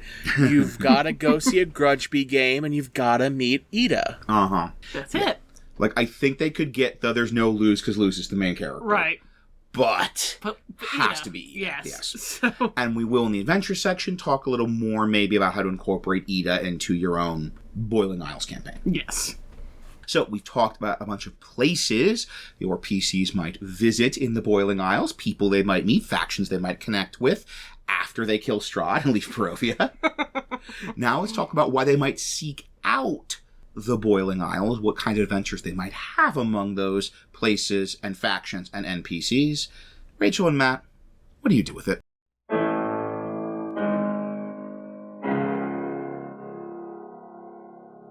Dread possibilities. Upon learning Emperor Belos' true identity, I was nothing short of starstruck. I must have misread the situation in the Boiling Isles, and badly. I would sooner have believed Rudolph van Richten a villain than the greatest witch hunter in Salem's history. Is Caleb here too? I asked. Truth be told, I had always preferred Caleb's statue to Philip's. His was a kind face, serious but gentle, whereas Philip's carved expression had stopped just short of a sneer. A shadow passed over Philip's face. Caleb is gone. He was beguiled by a hag, and she tricked him into giving her his soul. I tried to save him, but there was nothing left to save. Oh, Philip, I'm so sorry. I put a hand on his arm and had to fight the impulse to pull it back. The flesh under his sleeve felt soft and spongy, like a piece of rotting fruit. Silly. This was Philip Wittebane. Some hag had probably set a curse on him as a farewell gift before he dispatched her. It wasn't a cause for disgust, it was a battle scar. I almost lost my brother too, I said, to the Sanderson sisters. Their curse came to pass. They came back. Well, to be honest, he brought them back, but please don't hold it against him. He was young and stupid and trying to impress a girl. And the whole story came spilling out of me. I know, Jan said, it was foolish, and I can make no excuses for it save this. Philip and Caleb Wittebane had been my heroes ever since that fateful night. I do not know if you have ever admired anyone like that. It is quite impossible for me to imagine you as a child, but meeting one's idol in the flesh has quite the deleterious effect on one's judgment. When I finished, he put a hand on my shoulder, and I was secretly relieved that his gloves were too thick for me to feel anything through them. You did well, Danny. Witches are deceitful and manipulative creatures, and many innocent souls have fallen to their tricks. We cut the branches, but you were the one who pulled up the roots. I'm glad you were there to finish what we started. I blushed. Gods, I actually blushed. Well, thank you, but I feel like all I really did that night was get rescued. I just sat there uselessly while my brother almost died to save me. I hated it. That's when I decided I wanted to fight witches and monsters like you. I wanted to be able to protect the people I care about, not to be the one who needed protecting. Yes, that's it exactly. People like you and me, we understand that we need to do whatever it takes to purge the world of evil. Here in the Boiling Isles, I found the source of that evil, and you can help me destroy it. I straightened, every nerve coming alive with eager anticipation. Yes, Philip wasn't the darkness at the heart of the Boiling Isles, but he had found whatever it was. Of course I'll help you. What is it? What's the source? He blinked. The Boiling Isles. He enunciated it slowly, as if talking to a small and rather stupid child. This place is the home of witches and demons. This is the roots, not just of the Sanderson sisters, but all of them. I'm going to tear out those roots. I've been preparing and planning, and I've done what was necessary. I rolled the idea over. Philip had forgotten more about witches than I had ever known, but no, his theory made no sense at all. He seemed to be conflating the Boiling Isles with the Feywild or some hellish plane rather than recognizing it as one more domain among many. Still, I didn't want to hurt his feelings, so I tried to be diplomatic. I don't see how it's possible that the Boiling Isles are the source of all dark magic. I mean, a symptom certainly, but the disease itself? Philip gave me a censorious frown that made me feel like I was that small, stupid child, and I had been caught whispering in class. I understand this can be hard to accept, he said in a tone devoid of understanding. You aren't the first to have trouble seeing this place for what it truly is, but I've studied this land for centuries. Believe me, this is the only way to keep the human realms free from corruption. I'd hoped you'd be wise enough to see that. I bristled. When was the last time he had set foot into the world beyond the Boiling Isles? And yet he saw fit to lecture me on it. This place is unpleasant, I'll give you that, but I've been studying what you call the human realms for over 3 years now, and some of them are so much worse, and in ways that have no relationship to the Isles. There's evil here, certainly. I can barely go a day without someone threatening to eat me, but they're just people, compared to... Something under his robe writhed, and that green scar seemed to squirm against his flesh. Enough, you sentimental little fool. You sound just like... Your brother was an imbecile who endangered all of Salem. You would endanger all of the human realms with your weakness and gullibility. These are not people. They are lying, evil temptresses. Now, do you want to keep your family safe, or do you want to sit by uselessly again and watch them die?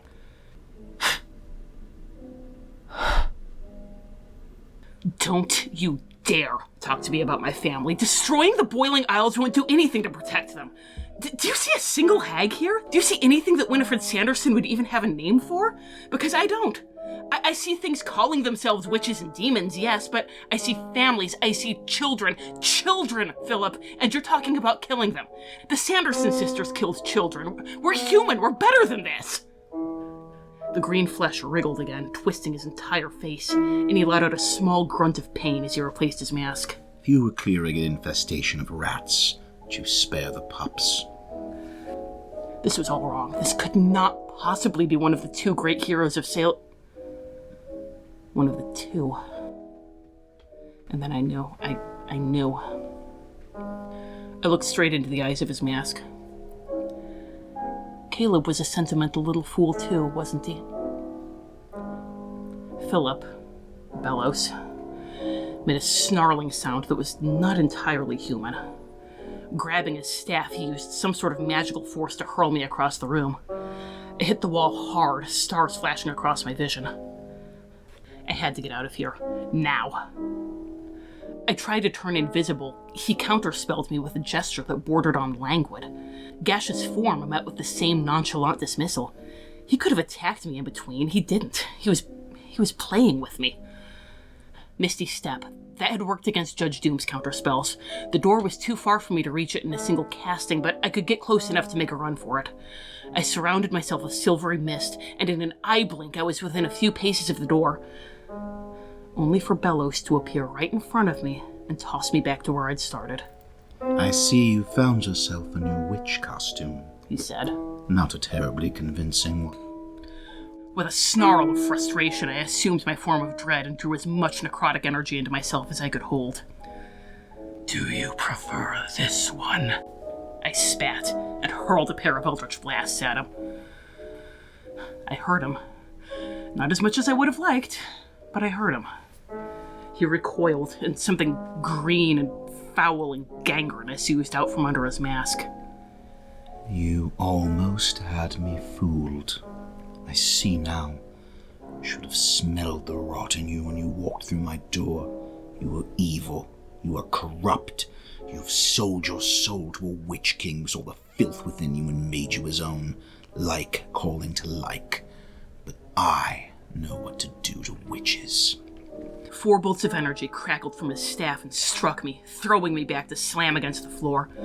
Something sharp stabbed my chest, and I knew I had broken a rib, but I was laughing. I couldn't stop laughing. I knew an eldritch blast when I saw one. No wonder I admired you! Blood frothed on my lips as I spoke. My rib had punctured a lung. If I had needed to breathe, I would have been drowning in my own fluids. But still, I laughed. I saw the filth within you, like calling to like. Who did you sell your soul to, witch? Belos let out a shout of rage that deepened into a bestial roar, and he erupted. Putrid green mold burst from beneath his robes, and in the final instant before I could no longer see him, his face seemed to push out past his mask, revealing a rotted, horned skull. But then his arm had shot out and slammed me back against a wall, engulfing my face. I believe I died then. When I struck the wall, my skull made a sound like an axe splitting a log, and instead of putrefying vegetation, I smelled apples. There was no pain. Curious, there had been so much only a moment ago. But then warmth flowed through me as death ward set in, and everything hurt again. And all I could see and smell and taste was rotting fungus. It flowed around my face and burrowed into my nose and throat, thick and slimy and horribly warm. I gagged, clawing at his arm. My instinct screamed that I was suffocating, that I needed to breathe, even though I did not. That was it. That was my only chance to survive. I let my struggles grow weaker, slower. I made one last, feeble tug at his arm, then went limp. He held me there for at least 5 more minutes. He wanted me dead, not unconscious, and he had clearly done this before. Finally, he pulled his arm out of my body. It took all my effort not to gag again or to flinch when he let me drop to the floor, but I remained still. If I made the slightest movement or sound, I would never leave the room alive. Once I was down, he took a moment to lean against the wall, wheezing. Then his arm shot out again, grabbing a small object that I could not clearly see.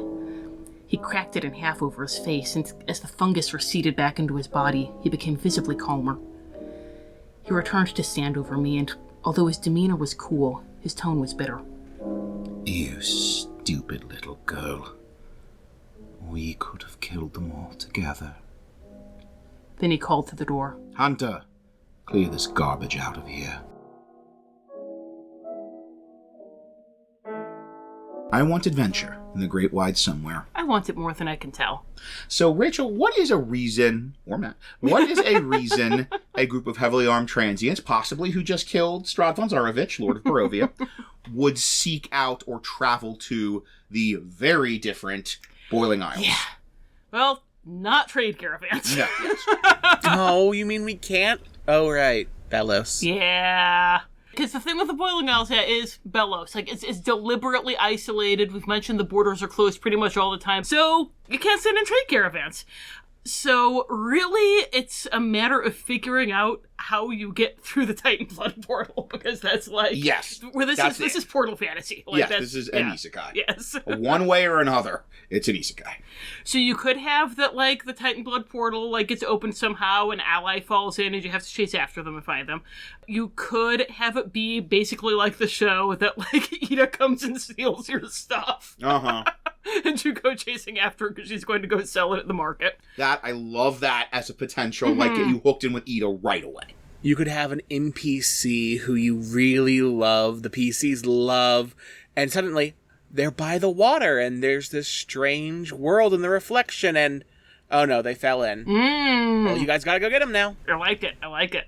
And then Titan's Blood is a great MacGuffin, so it could be that you have a little bit of it, like just enough to get in with, and you're, going there to look for more. Yes. Or if you're like a druid or a Witherbloom type, maybe you're studying the Titan, or, maybe we talk a lot about nature being out of balance. Sure. And boy howdy, all this stuff that's going on with the Palistrom Wood would be a thing that, like, the nature gods would reach out to a druid Great to. forest spirit unicorn would come and be like, hey, I have somebody I need you to go kill. Titan whispering, hey, something's wrong here.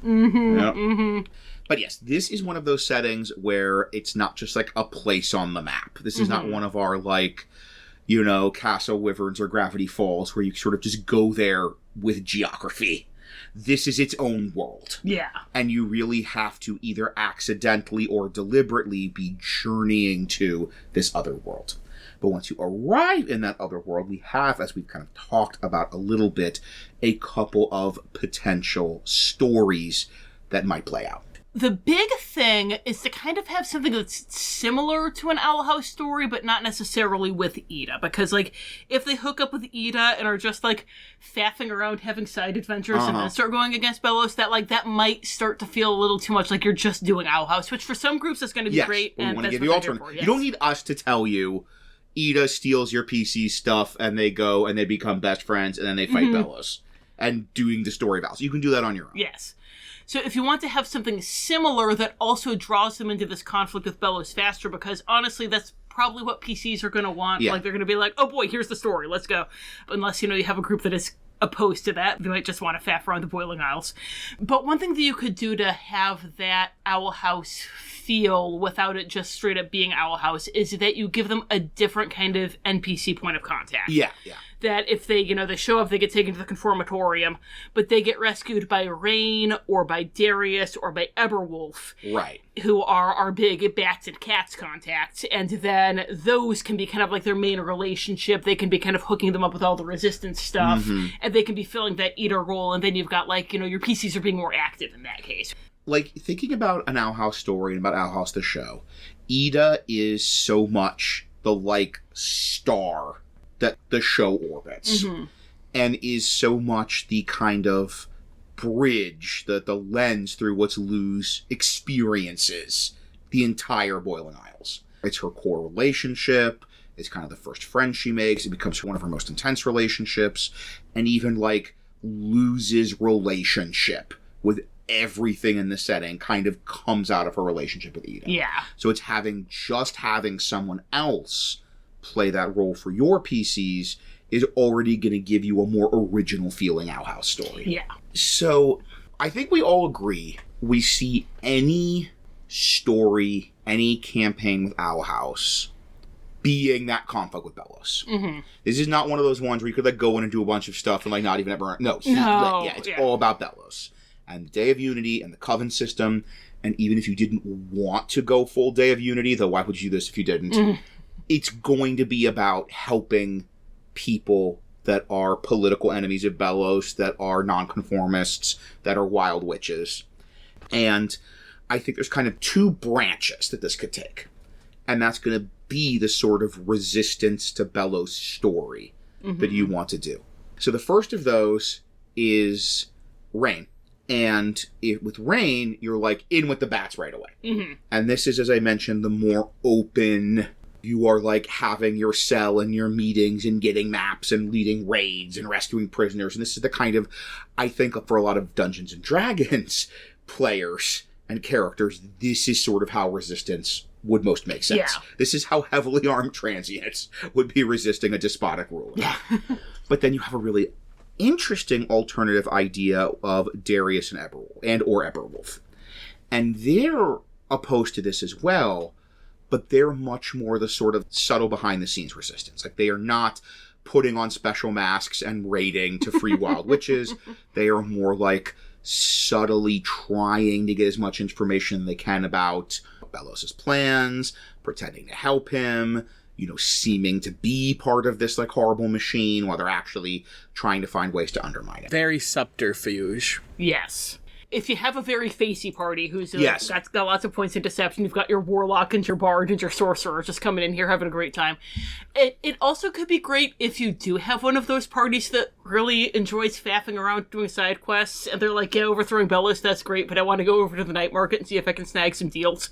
Because it's like, if they're doing this more slow, subtle thing, then there can be like a little bit more downtime and a little bit more room for those kind of like digressions for your digression PCs. Or it's easier to like work that in and be like, oh, as part of this plan, we need to know what's going on with this night market thing. Yeah. And so you go do that. It doesn't have quite the urgency of like the bats or the cats. This is a very weird comparison, but if you've seen the show Andor, the Raine story is more like Cassian. The Darius Eberwolf story would be more the like Mon Mothma Luthen, the like super high level, delicate political maneuvering kind of thing. Thanks for reminding me. I still have to watch season 2. So do we. It's a whole thing. It's a whole thing. So then we thought of one other possibility, which is a very different, because each of these is using that coven system, having a bit more directly imitating the kind of story structure of Owl House. And then we have another one that yeah, Matt, I think this was you. Yeah, this was you. One idea I had was that you could actually use the Bat Queen as a patron instead of those two, or Ida, because she is this very powerful character who is connected to the Palisman, who wants to protect the Palisman, and would be very invested in supporting the PCs if they were to go investigate what is happening to the Palisman, why are they going missing, or going to protect them. I could also see support from, like, druids in this setting. Oh, yeah. Yeah, I think this is a great, like, the wonderful thing is that all roads lead back to Belos. Yes. That, like, this is a totally different kind of story, and then you're much more like your druid. We're protecting these kind of natural creatures and these, like, animals, and we're protecting them from exploitation and being harvested and things like that, and we're maybe freeing some of them from an abusive sort of situation that will inevitably lead you into conflict with Belos. Yeah. So this is if you're like, I want to do something completely different, more druidy, less politics, more fighting random, feral, horrible monsters in the Boiling Isles outdoors, then the Bat Queen could kind of be your Ida. Which would be so cool. And speaking of Ida, we mentioned that I think Owl House enjoying players will not be happy if Ida isn't in it. No. And the great thing is, all of these stories can have Ida be a significant character. So with a little bit with Darius or Eberwolf, but especially with Raine, because they have a history together, part of what the PCs try to accomplish to help their cause could be persuading Ida to join. And I think especially if you do kind of a there's no lose, this is a kind of a darker, a bit more selfish, bit more self-centered Ida, that could kind of be a microcosm of one of your big sort of overall political goals of Ida kind of doing the, I hate Belos and I hate the Coven system and I hate what he's doing, but like, I'm okay. Yeah. Like, I'm okay. I'm free. They're not bothering me. I've kind of like, worked out my system where I avoid them. And so that's what matters to me, is preserving kind of my own freedom and my own autonomy and it's then doing that wider, no, you have to get involved. Like, yes, you're doing okay, but not everybody else is. Yeah, getting her from chaotic neutral to chaotic good. Exactly. And if you want more support for this version of Ida, in the pilot episode, which you can find on YouTube, at the end of the episode, we learn that Ida has a direct line to the Emperor in the original version of the show. Mm-hmm. For a darker version of Ida, I think that would work out really well for a DM to play, like, maybe she's telling Belos about the party as well. Yeah, that would be a fantastic rogue pull if she's playing both sides. Yeah. And then another possibility that's a little less, like, these are all like a whole campaign setup. But you also have this possibility when we were watching one of the ones where Ida was like going feral and they have the kind of animal control, like bounty hunter, monster hunter guys. And I was like, man, that's so PC. That is so PC. This one was me. Yes. We were watching this at the same time that I was working on the D stuff and thinking about the, like, man alive, what if you get there and Belos just launches the full charm offensive? And there is actually, like, I mentioned that I stumbled into an AO3 rabbit hole, and there is apparently, like, a whole subgenre of evil lose AUs, where Belos finds her early on, and he's like, yes, you are the chosen one, and I'm going to help you to attain your glorious destiny. And, like, holy potatoes, she would have eaten that up with a spoon, and things would have got so bad. That would have been a good play. Yeah. So you could have a thing with your PCs, like, especially if this is their first introduction to Ravenloft, like if they're coming there from Faerun or whatever, if they're not coming there from Curse of Strahd, so they don't know, okay, this is Ravenloft, like, everyone's bad. Like, if they think that this could be a situation where there is, like, a good king and the kingdom is being beset from monsters from within, then they could get recruited as monster hunters for Belos. Like, he could bring them on and be like, oh yeah, we're having all these issues with all of these, you know, horrible beasts ravaging our lands. And so he sends you after legit awful monsters at first. That's the great thing. There are plenty of legitimately incredibly harmful and dangerous monsters rampaging around that you can feel a warm glow of satisfaction for having defeated. Yeah. And then as he, like, is getting you kind of more and more in his pocket, then eventually start graduating to hunting covenless witches. Yes. And then, Tom, you had an amazing idea. Yes, and then what if a big flip point is you actually have Ida has gone totally feral, owl beast, and he just tells you it's this owl beast.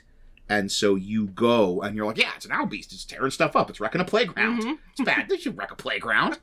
And you're fighting, and then Ida's kind of able to come to and get control, and suddenly you're getting this more complex story. Yeah. She's like, I'm telling you what she is and what her problem is, and you're like, whoa, this is not a monster. This is like a lady who needs help. Yeah.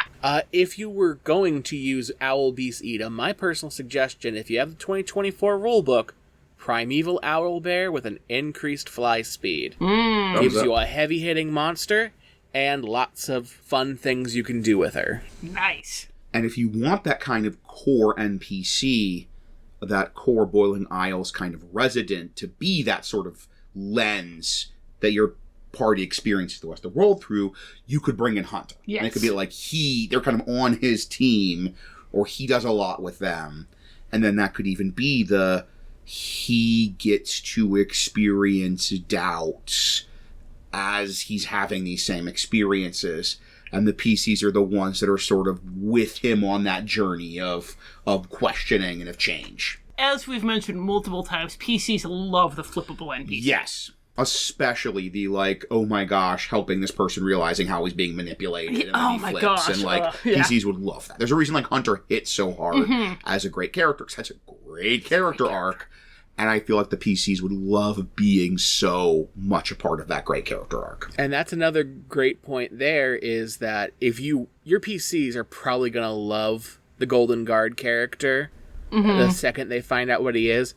Hunter would be a great character you could turn to mess with the Darklord status quo. Yes. Without ruining the Torment. Oh, yeah, that's a great point, yeah. If anything, helping Torment. Yeah, Torment's him even more. But yeah, that's another one of those we've talked a couple of times. The making a positive change in the status quo is a lot of times the best you can hope for in these games. Yeah. And having Hunter flip and leave and turn against Belos and maybe kind of join this resistance group. That's the whole, like, well, our work here is done. On to the next adventure. And let's be honest, every adventurer wants to adopt a son. Yeah. And then finally, in terms of coming up with your own sort of custom, unique Owl House style campaign, I think it's worth pointing out. I think this is a wonderful thing the show gives us as people in the very weird, specific, like, position of DMs trying to come up with our own, like, take on this. We have these coven heads, and there are 4 of them who we know are, like, loyal to Belos. They help him. They, like, fight the sort of, you know, good guys in the Day of Unity. But we get almost nothing about them. Great character designs. Nothing about them. There's, like, the construction guy, the healing one, the chemicals one, the potions one, and then the divination one. Yeah. And they all look cool and kind of creepy, which is ideal. And this is a kind of thing, it's wonderful if you're trying to do your own spin and your own adventures and your own kind of RPG or fanfic, which is, you know, RPG stories like this basically are fanfic with dice. Yeah.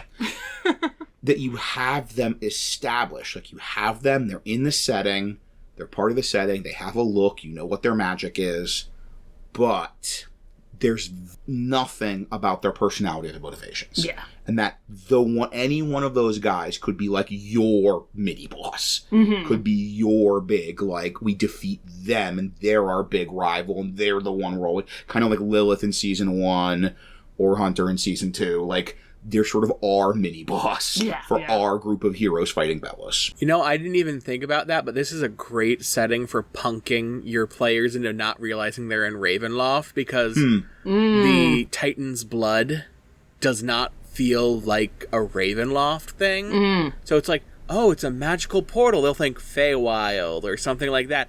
And then just slowly being like, oh no, this is Ravenloft. It's juicy. Oh, yeah. Oh, that's great. You think Ravenloft, you think Mist. You don't think Magical Titan's blood. You think Mist, Full Moon, like all that kind of stuff. You don't think, oh, portal in a pond. I love that. That's great.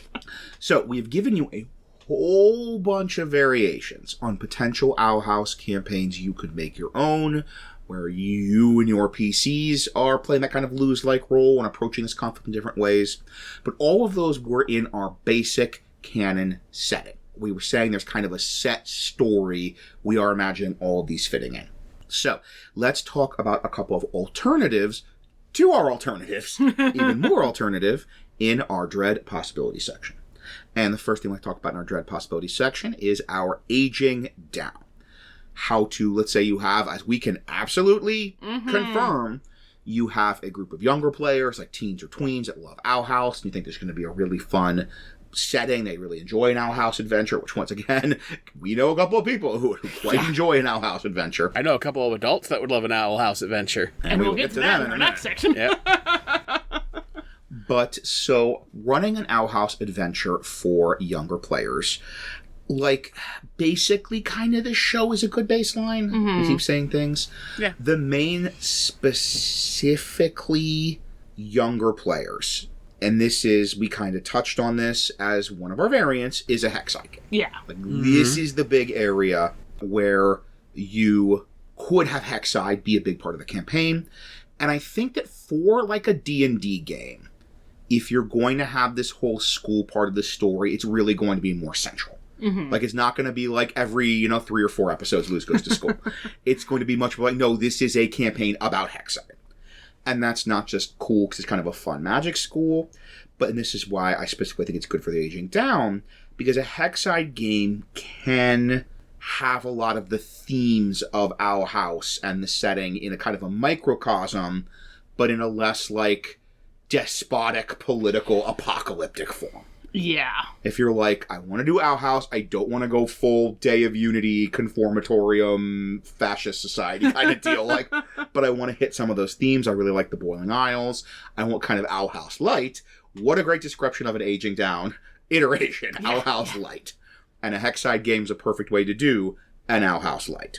So you have that theme of conformity, you have that theme of these, like, artificial distinctions of only being allowed to study one type of magic stuff. You could have stuff like Willow in the first episode or 2 with the, like, she really has a gift for plant magic, but she's being forced to do abomination magic, which really is not for her, and she's not any good at, and is humiliating for her. Mm-hmm. And you can just have, like, jerk magic users, teachers, principals, maybe, like, having a servant of the Emperor there that kind of acts as your boss, like a sort of a Lilith or Kikimora type.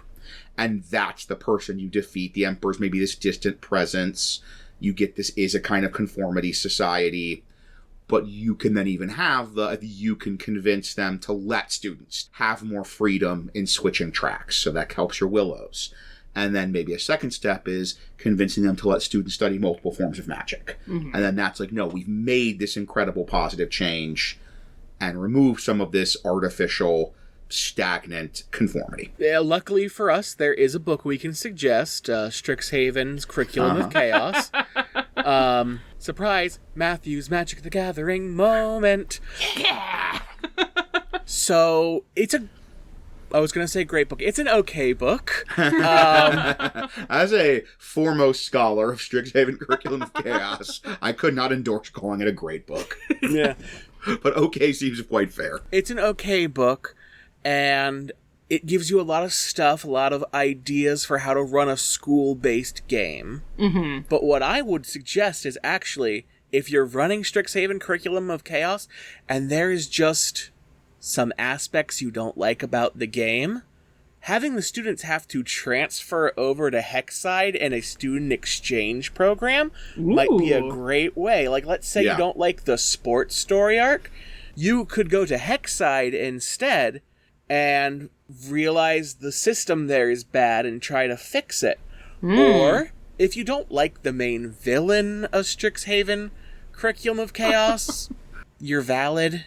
You could easily have the final year be Hexside, and Belos or Bump be the main antagonist.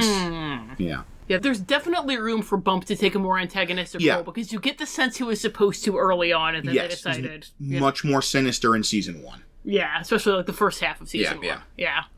And a thing I think that's important to talk about for Aging Down, I was going back and re-listening to some parts of the Hunchback episode while I was getting like the timestamps and the D's journal for it and everything.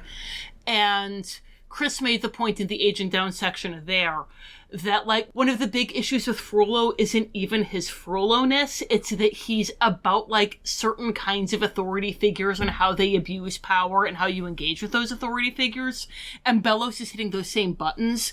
So that if you do want to have the players engage with Belos at all in an Aging Down Owl House game, talk to their parents first. Like this is a thing that like you gotta make sure that there aren't any parents who are like, actually my kid could benefit from just a little bit of conformity camp. Like, not a whole summer, like a week. And this is even a nice like, you don't have to do that if you stick it to Hexside. Yeah, and it's like about changing Hexside and hitting some of those same themes. But then you could even transition to, like, if you do want to have the full fighting Belos stopping the Day of Unity, you could even be, like, it's specifically your PCs leading the, like, students and faculty of Hexside to, like, attack and, do a big, giant battle Day of Unity of the Hexside people versus, like, Belos and the Covenheads. Mm-hmm. And as kind of Matt brought up Strixhaven, and absolutely... As I said, as I think you've probably gotten from our several snide asides, I don't necessarily think it's the best book in the world. But if you are running a Hexside game, absolutely pick it up because it's going to give you a lot of tools you can adapt. Like a lot of subsystems, systems for exams, relationships. Like really, it's a rich treasure trove to help you get a kind of school story centered around Hexside. And I just think with Hexside as your setting, it'll even be like a stronger story than the Strixhaven curriculum. My Magic the Gathering heart wants to say it's a good book. It really does. It's okay. I know. I know, Matthew. We have I know. recorded multiple drunken hours about why I do not share. The other books are great. The Ravnica book is great. The Theros book is great. What happened? So, we have talked about with the absolutely can confirm possibility of a group of teens or tweens that want to do an Owl House set story. But let's talk about the also been confirmed possibility of a group of adults want to do an Owl House story. So for aging up, I don't think I'm going to have to do a skip ahead warning. If I We do, already have Belos' own content. exactly. So, yeah. Since we've got Belos' own content warning, I think we're good. As usual, do the opposite of aging down. Uh-huh. More of the really sick, twisted stuff. There is body horror in this show. Boy, howdy is there body horror in this show. Like, not just with the Boiling Isles, but man alive, there's so much there. You could bring in so much Boiling Isles body horror and just have everything be grosser and more organic and really getting into, like, roles that all of these various different scavenger animals are playing in this ecosystem on this Titan. Another thing I think it's one of the real strengths of the show is how well they just perfectly rode the line of the Boiling Isles are weird and gross and horrifying, and it's always almost too much, but they always get right up to that line and never go quite over it, but you have no such limitation. You are not restricted to Disney censors. That's right. Exactly. And then, of course, you've also got the body horror with Belos being a horrible goo creature. Like, by all means, body horror the heck out of that and have so much fun. Canonically, the Boiling Isle stinks. Like, Yes. it is just awful. So just constantly be describing the retching odors that you are having the PCs have to experience. Smells like you're standing in a rotting corpse. Yeah, and even just like, it's called the Boiling Isles, and we never see Luz being like, seeming like she's hot, but it would have to be hot, right? That's not going to be comfortable, and you can get into that also. And like, just how hostile. All steamy and you're really clammy and sweaty all the time. Just how hostile to non-hexbloods and tieflings it is. Oh, by the way, I think the reason that Tom is a laughing listener is because we are recording this in the middle of a heat wave. So this is really hitting me where I live right now. And it's like you go outside and you just start feeling the sweat soak through your just horrible place we live. But yeah, just kind of playing up that, how unwelcome they are with the smell, with the heat, with the scarcity. You know, we've mentioned before that there are very few things that Luz can eat. And you can get into that. You can get into that. They're sure it's just casting Goodberry nonstop. A lot of con saves. A lot of con saves, a lot of Goodberry, a lot of, if I eat one more Griffin egg, I might throw up. Like... Speaking of eating things... Yeah, we didn't notice how much of this there was until you pointed it out. Yeah, it's really cool. Really cool observation. There is a really weird sub-theme in a child's show about cannibalism in this show. In an episode I did not put on the view guide, the way they defeat the villain is Ida just eats him. Mm-hmm. So, like, it is very implied, like, one of the first things a fairy wants to do to Luz when they find out they're a human is eat them. Mm-hmm. So you can play with the idea of, like, it's very, like, dog-eat-dog world out there in the most literal sense of, like, yeah, everyone's on the food chain. Mm-hmm. Everyone has to watch out because you could be your neighbor's next meal. And this is just not a world where there's any kind of, like, taboo against eating sentient beings. Mm-hmm. And, you know, a student gets attention at Hexside and they're what you're having for school lunch the next. And everyone's just like, yup, that's life, isn't it? Another possibility with older players is the Collector. Like, you could really make the Collector an awful cosmic horror villain if you had him be more alien and had him not get redeemed. Yes. And that could... that would be a great plot twist to throw at them and also just be terrifying. Like, Day of Unity, end of Season 2 Collector is jaw-droppingly scary. Yes. Just the, like, boop, move to the moon, and then starts disassembling the Boiling Isles, and is... You even get that knife's edge of this is a child, but that's all the good and all the bad, and that Peter Pan were a god. You know, this goes all the way back to the 50s and Bill Mumy in the Twilight Zone or the 60s, and a child with godlike powers is a terrifying thing. Yeah. And if that makes you feel a little uncomfortable, there is another route you could take.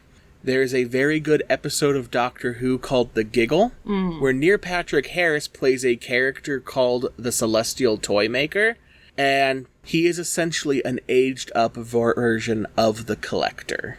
So if you don't feel comfortable with having your players have to deal with a child, if you actually want it to be combat and you don't feel comfortable with your players attacking a child... that might be an alternative, is he either starts off as the Celestial Toy Maker, or to fight the players, he turns himself into an adult version to play with the adventurers. Yeah, very good thought of that as an aged up, an adult collector. Yeah. There's also, you can get into some of the, creepiness with Belos being a Puritan. Again, I get Darius didn't want to touch the spicy meatball as hard as she could have. If you session zero it, please session zero it. But if you session zero it, you absolutely can. You can get into much more just creepy Puritan nonsense. You could have a Frollo vibe where he's got stuff that he's keeping in check nonstop. Because it is in the show. In the first few episodes, there are some weird things at first it's oh yeah, they don't know what a high five is. Of course they don't know what a high five. That's a human thing. Mm-hmm. But then they also don't hug. Yeah. Which has a weird vibe to it of the culture that is developed in this show makes you think maybe Belos has had a little more influence than you think. Yeah. Yeah, and just generally ramping up all of the stuff that was kind of in the background of the show. You don't go nuts, age up to your heart's content. Yes. Session zero the heck out of it first. So we have the aging down, the aging up. We've kind of talked about a potential alternative via the aging down with a Hexside, Strixhaven-y type campaign. We also we've mentioned a couple of times that goal of you want to do your own spin. I don't want to just do Owl House fanfic and hit all the heights. And if you do, God bless. Mm-hmm. You don't need to listen to this. But if you're I want to do an original but evocative Owl House story set in this universe, you might also want to consider alternate Days of Unity, because it's this is what Belos' ultimate plan is building up to. This is going to be the climax of your story.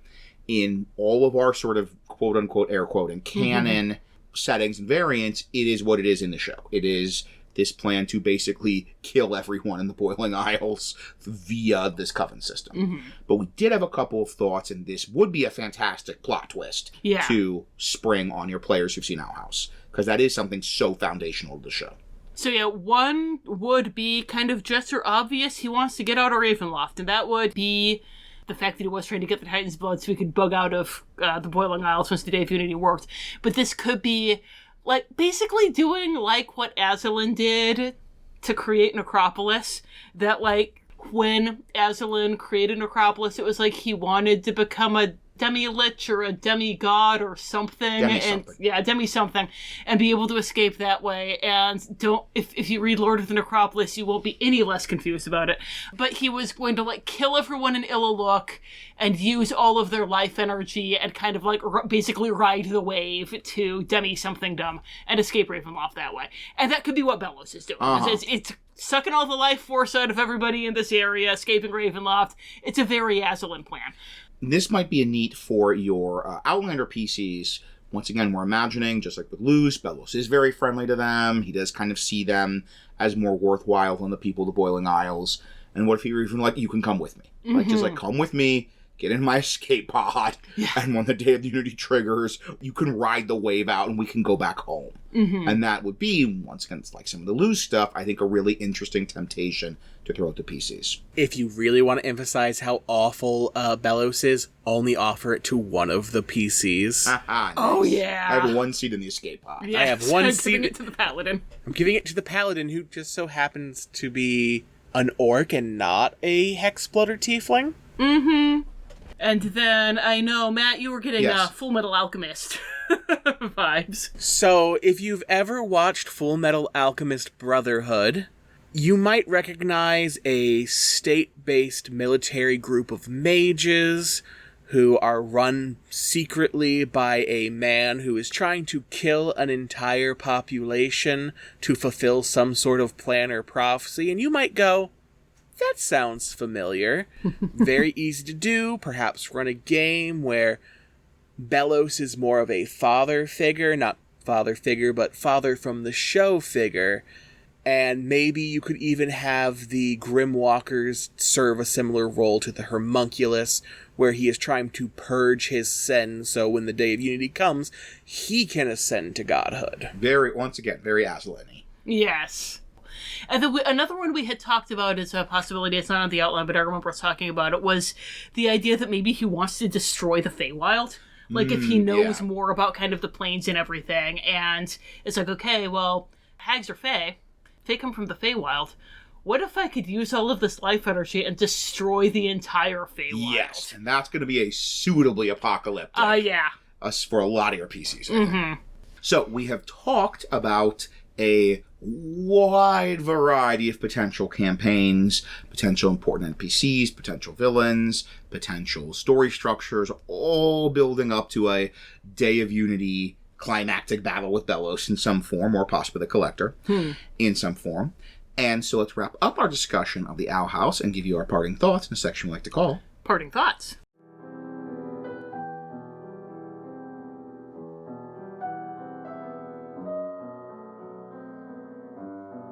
So, the first thing I want to talk about in our parting thoughts section is the genre of horror of this domain. This is from Van Richten's Guide to Ravenloft, where talks about these different genres of horror, and what kind of horrors they evoke, and some of the signifiers and Dungeons and Dragons terms, some of the sort of monsters that might fit with that type of horror. It's a great guide just for any kind of horror gaming for helping you figure out how to do that. So, what genres of horror are we seeing for the Boiling Isles? Well, Matthew, as our guest, why don't you take that? Yeah. I was going to suggest we all say it together, but dark fantasy is definitely our number one. Yes, absolutely. I feel like body horror is also up there. Yeah. I was thinking also potentially disaster horror. Oh! Because I feel like... Definitely during the Day of Unity is very disaster especially horror. The way the PCs... as kind of, quote-unquote outlanders, unless, they're hexbloods or tieflings. But all your non-hexblood tiefling PCs are going to be in this almost post-apocalyptic world. And it's not post-apocalyptic for the people living there, but that is how, a dwarf would be experiencing it. Oh, that is interesting. I didn't think of that way, but it's not disaster fantasy for the people in it, but to anyone entering...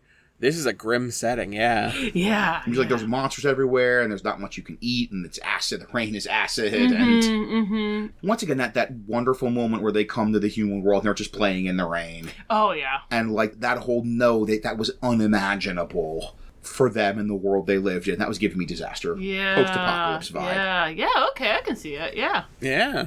Yeah, all right. And all then, right. Dark fantasy, I feel like we don't have to elaborate on that. No, yeah. I realized we went straight on to the second genre of horror, but... It's fantasy, but darker. I mean, if we want to just touch on it, like Tom said in a previous episode, it's horror with fantasy rules, and the rule is the coven system. Yeah. Or even the fact that, it so much is drawing on... It's not just it's the world of Glep Glop, and here are the smuglings. It's no, it specifically is trying to hit that sort of horror fantasy adjacent lore of they are witches, yes. They are demons, they are not, infernal beasts of the fiery pit fallen from God's grace. They're weird bug people. Right. But they call demons. And it's trying to evoke that fantasy feel. And for body horror, it's that whole bugs on a rotting corpse, scavenging to survive, the horror of an entire society built on that. Yeah, and just that everything is biological and gross. Yes. Everything is the biological ickiest part and gross. of the ecosystem. Your circle of spores druid is going to have the best time here. They've come home. I found paradise! So, if you are, and we hope we've given you some ideas, if you are thinking of having a Ravenloft game set in the specific domain of the Boiling Isles, Rachel, is there any older Ravenloft material they could bring in and connect to the Boiling Isles? Matthew raises up a book because he's like, this is where I do not participate. Okay, there are a couple... I usually don't either, so don't feel bad. There are only a couple, but they're very strong. One is there's very significant overlap between Belos and Azalin. I feel like we touched on it a little. And especially Matthew, I'm actually going to pull you out of your book because this was your idea. That if you wanted to have the Collector kind of give Belos more information about the functioning of Ravenloft, if you're kind of I like Azalin, But I really love Owl House, though. Like, how can I just have Belos instead of Azalin? Then, like, having the Collector give him that, like, information about the functioning of the demiplane could give him those more grandiose Azalin-level escape from Ravenloft, like, have massive effects on Ravenloft plots. Now, I don't know if the podcast Azalin is going to agree with me, but I feel like Azalin and Belos, if they ever communicated at all, would bat at each other's throats immediately. Oh, heck yeah. They have too much in common. Yeah. Too much in common, and Azalin would just be sitting there like, you're telling me you have a society of casters, a resource that lets you open portals, and they're all sycophantic to you. You have everything, and you are still messing this up. Another thing you could bring in is the Tepestani Inquisition, which, okay. So, in Old Tempest, we've talked a bit about how it was, like, kind of the dark fairy tale setting, like, a lot of... It was not the Wicker Man setting. It was not the Wicker Man setting, no. Instead of being folk horror, it was very straight-up dark fantasy. Fae everywhere, the deep, dark woods. A lot of what we ended up doing with Snow White. And one of the things that they had in response to that, kind of, I guess, the most folk horror element, rather than going with Wicker Man, they were kind of going more Witchfinder General. Mm-hmm. So since there were all these fae everywhere, and you never knew who they might have, like, bewitched or beguiled or made into a changeling, or which person was actually a fae walking among you, then they did have this Tepestani Inquisition, which was, you know, more or less Puritans. And so... if you wanted Belos to basically have been promoted to a Darklord from in-house, then he could be from Tempest. He could have been a member of the Tepestani Inquisition. And, you know, he and Caleb were both going around hunting fae and then moving to Boiling Isles. And that could be a great place to get the backstory. It could be like, if you're in Tempest and you get this sort of Gravesfield backstory about these two missing Inquisitors, you know, Caleb and Philip, and then, like, you end up at Boiling Isles, and you, like, follow that thread of, oh my gosh, you're Philip, and you get that whole backstory. That'd be great, yeah. And then the last thing is with the Day of Unity. So, 3rd edition Haslick. He had style. He got bullied and hate crimes by a bunch of red wizards, like all editions of Haslick. So, no, 5e he didn't get hate crimes, but he did get bullied. 3rd edition Haslick decided, you know what I'm going to do about it? Is I am going to take this town where, like, I'm going to put my magic school, and I'm going to build it in the shape of a giant glyph. And then I'm going to, like, introduce kind of Fae and magic, because up until the Grand Conjunction, magic was illegal in Haslan.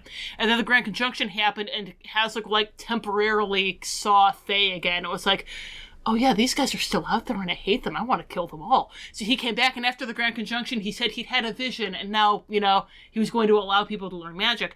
And so they get their, like, red wizard tattoos and everything. Some of them are red wizard tattoos. Others are special tattoos that Haslick picks for you.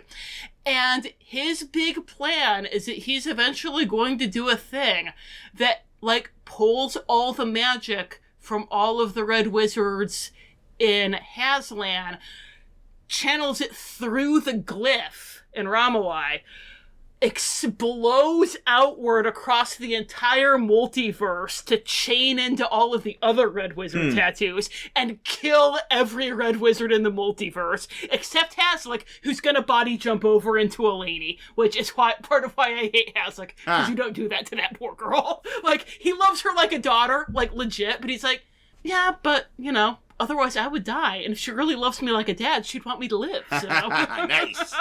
I have Batman Beyond flashbacks to the Talia episode. Mm-hmm. Yeah. I don't remember which episode it was when I said that Eleni was the Harley Quinn of Ravenloft. This is why. You've been on tenterhooks wondering when we were going to solve that mystery. So you could really Thanks for listening now, House. Yeah. You could really port a lot of that same stuff over from Haslick to Belos, or vice versa, if you wanted to be, bring it into your older material. And what if you did a thing where, if you're doing the Eleni body jump thing, what if it's like Belos, I'm going to do all this to kill all the witches and, like, all the fey-blooded creatures by using this, and, like, that's kind of me now because of all my weird magic crap. Plus he hates his body now because it's all, like, gross. So, like, it's going to hit me too, but I'm going to body jump into Hunter. Oh, I thought that was where you were going with was. this. Oh, Obvious I love it. parallel. I love it. I love it. I love it. Oh, it's awful and I love it. You guys cannot see my face right now. Ew. Yeah. So, the last thing I want to talk about in the parting thought section is the strengths and challenges of running a campaign in the Boiling Isles. And so, first off, we have strengths. It's great. Matt, this is your, this is your baby. I don't know if you want to take the lead here. Sure, I'll take the lead. So it's great. It's just a fantastic setting that is very unique. I know there are a few homebrews for, like, settings that are about harvesting rot and whatnot, but, like, there is nothing in this unique, like, decay, renewal, horror aesthetic flavor. The villain is the worst. He's the worst.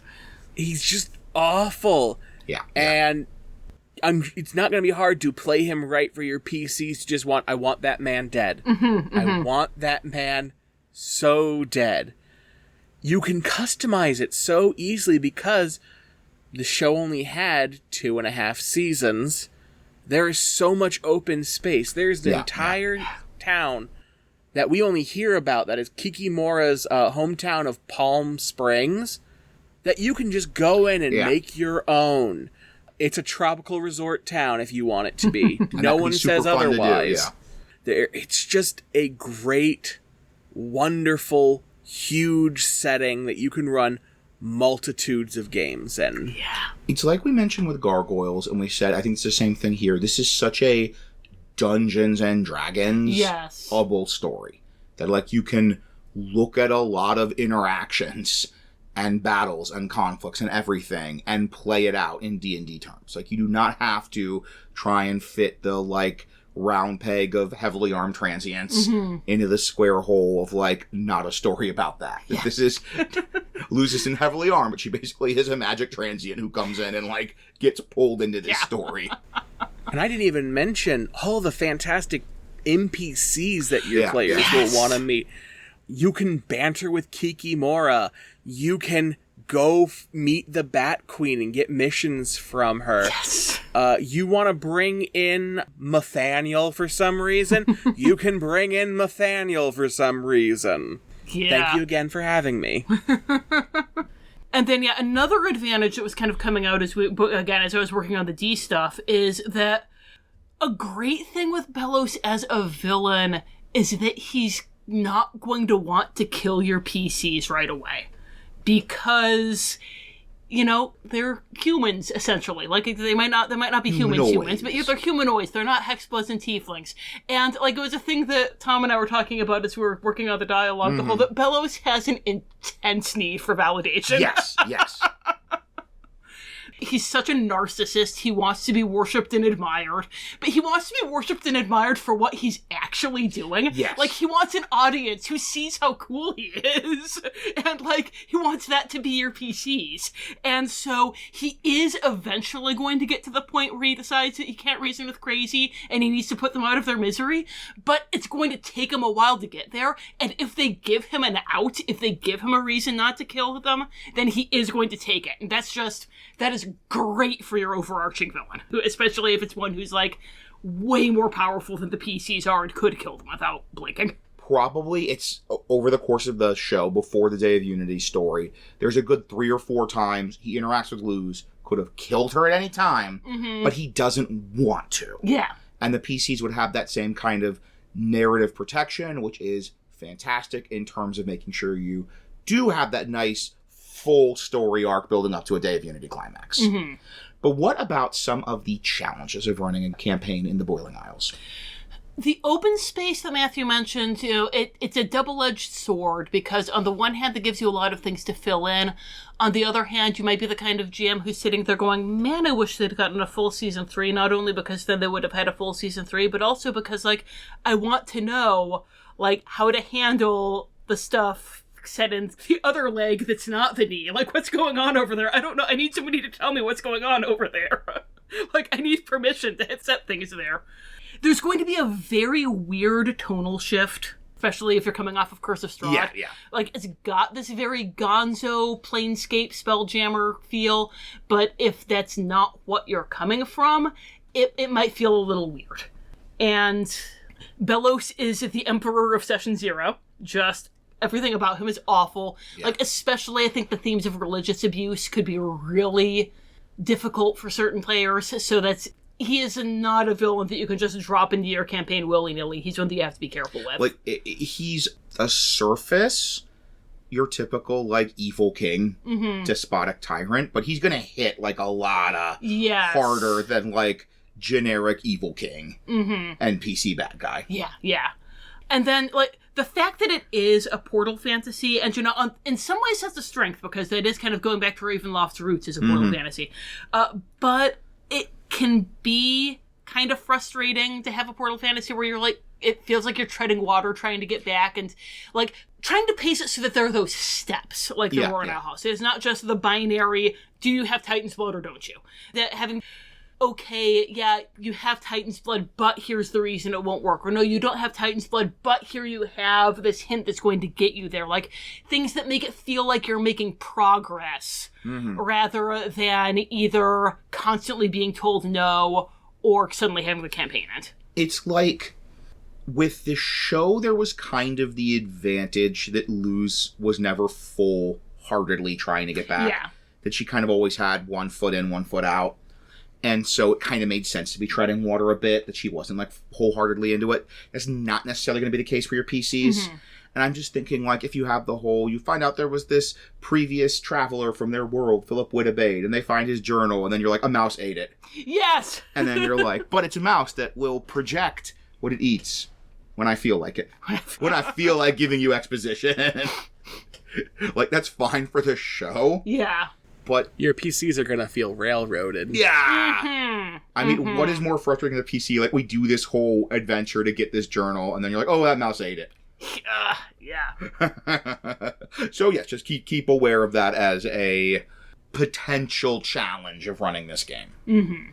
But yeah, overall, this is real solid. This is a really, really, really good D&D setting. It's a really good Ravenloft setting. So, if they want to contact us and tell us about the potential Owl House story they've decided to do, or other supplements like Strixhaven they could incorporate into an Owl House story, how could they do that? Well, you can email us at wonderfulworldofdarklords@gmail.com. You can find us on Facebook, Tumblr, or Patreon at Wonderful World of Darklords. And on YouTube, we're just Wonderful World of Darklord, and our comment section there is very hopping. Very so, hopping, yeah, yes. if you're interested in socials, then check it out. And if, Matt, they're interested in exploring any of your more creative work, you know where to find ours, which is right here, or on the DMs Guild, following the link in the show notes to the write-up for this episode. But how could they explore some of your creative work? Which will also be in the show notes. Yes. Well, I have been lucky enough to participate in 2 very nice collaboration projects on the DMs Guild. If you are looking for a little Greek mythology, maybe you want to do some Olympus with the Wonderful World of Darklords, and you want to do an Odyssey-style adventure, I participated in the Odyssey Anthology Project, which is a island-hopping adventure where they give you a bunch of islands that you can pick and choose for your party. What a great campaign premise. I was lucky enough to be in Odyssey Project Anthology Volume 3 in Arixmis's Clutches. I'm glad that you had to say that and not me. Yeah. Arithmetic's Clutches. Fun fact, I am also the free preview if you want to take a look at my work on that project. How convenient.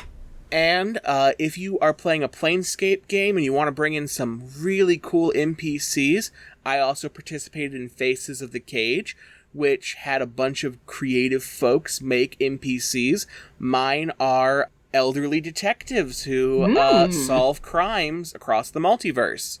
And if you enjoy this show, hopefully in the autumn timeframe, I will be releasing my own collaborative anthology project with NPCs with Ravenloft characters with some familiar faces who you might recognize. Keep an eye out for that. It's tentatively called Ravenloft, Madame Ava's Hand of Fate. So excited. We're looking forward to seeing that one. Yes, indeed. And speaking of self-promotion, If you like the way that we adapted Owl House and the Boiling Isles into a potential Ravenloft campaign adventure, I have a couple of movies, and mostly horror movies, I've adapted into one-shot adventures, which if you just follow the link in the show notes to the Owl House write-up, do more by this author, or you can search for Tom Kohler on DM's Guild. Also, if you are appreciative of our consideration of the sensitivity of potentially younger players, then we do have a couple of resources about running more spooky horror-themed games for younger players. And then, speaking of spooky things for young people, I have a picture book, Mother Ghost, Nursery Rhymes for Little Monsters. It's exactly what it sounds like, 13 classic nursery rhymes rewritten to be about Halloween. I also have some short stories for adults, many of which are available for free on my website, www.rachelkohler.com. Matthew, thank you so much for joining us. Being this here. This was great super fun, yeah. Thank you for having me, and I hope maybe if people like me, you might invite me back once upon a time, maybe. We would not dream of doing a Once Upon a Time happens, episode without you. Yes, absolutely. My gosh, you are... Even more so than the Owl House. Yes, speaking of shows that you were responsible for us finally watching. If I had a nickel for every time I told the Kohlars to watch 2 seasons and a half of a show, I'd have 2 nickels. But it's weird that happened twice. So let us know. Those socials we just mentioned, let us know if you want us to do that. If you want to Once Upon a Time. Yeah. If you want to see Regina or Mr. Gold. Or both. Or both. I have thoughts. Until next time, thank you for listening, and happy gaming.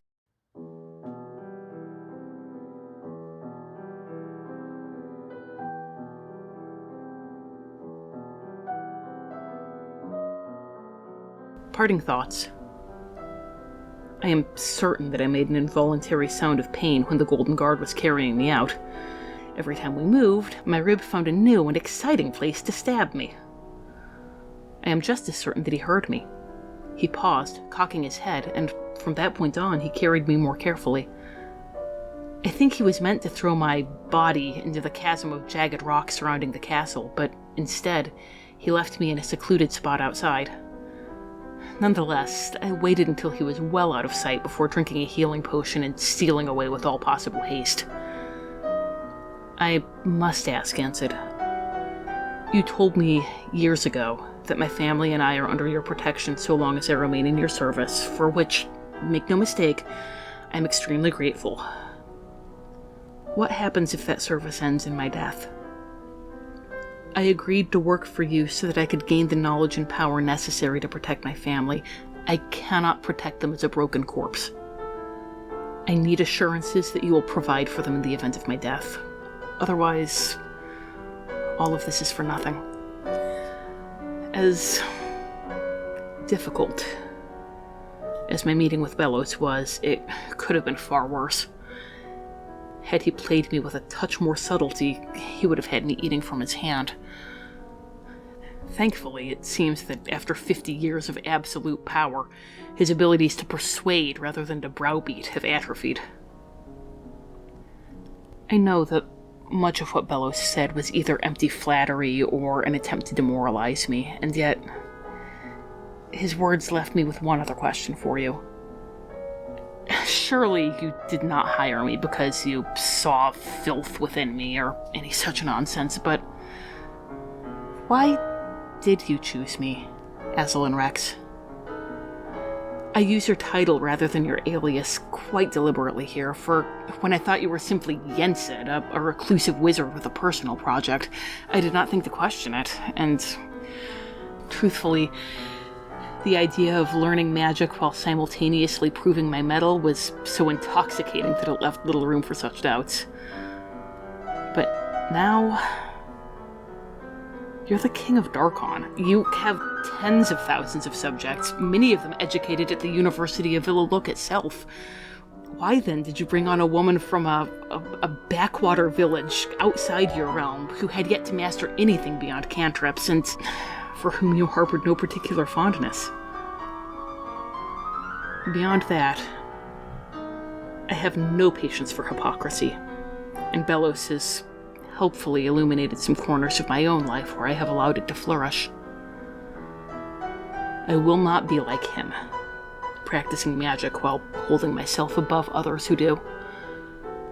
If I am a witch, then I am a witch. So mote it be. If there are evil witch hunters, it stands to reason that that I can embrace this title without casting aside my principles. Anointing myself with Titan's blood and holding a carving of a bear as a mist talisman, I wondered whether this had always been my fate, whether the Sanderson sisters had marked me for it as a child.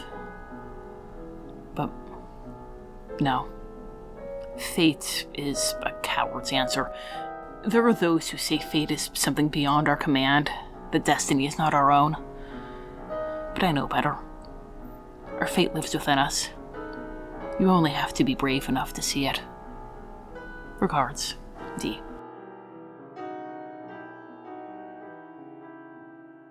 Emperor Belos is not the first hypocrite to use the tools of his supposed enemies against them, though admittedly, he is quite clever in his designs, ensuring that only those loyal to him can access the true strength of the arcane, while others are limited.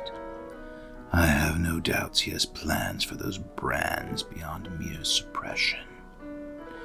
Despite his narrow-minded worldview, Belos' theory is not as ludicrous as my little scholar believes it to be. Is the source of corruption in these demi-planes of existence the Boiling Isles? No. Is there a location, an individual tied to the first act of corruption that holds it all together? Quite possibly.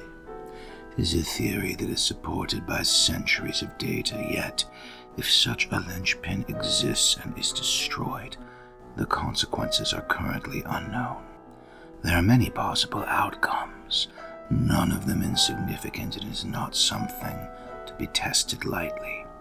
Excuse me, I digress.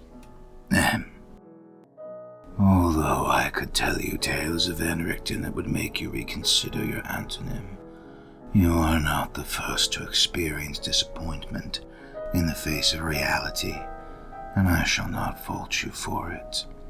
The idiom, "never meet your heroes," comes to mind, and exists for a good reason.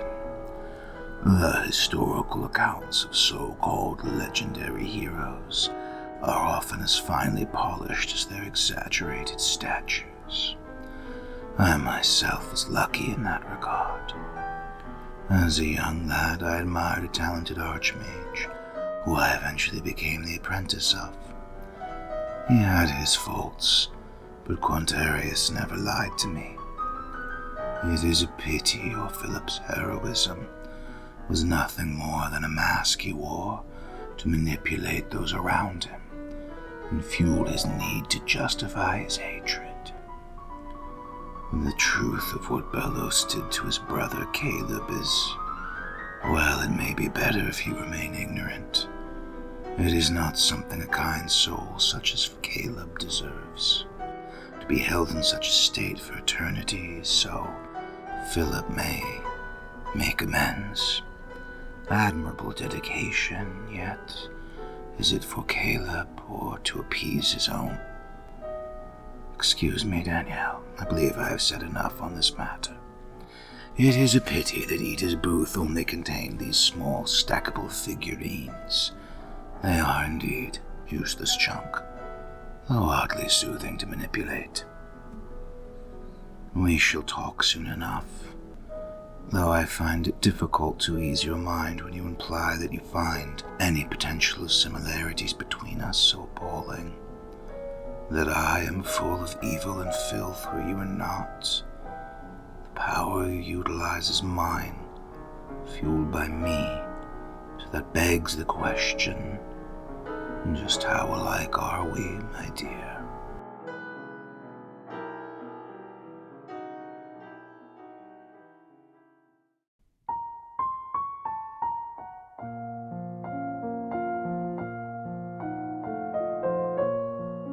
This has been The Wonderful World of Darklords.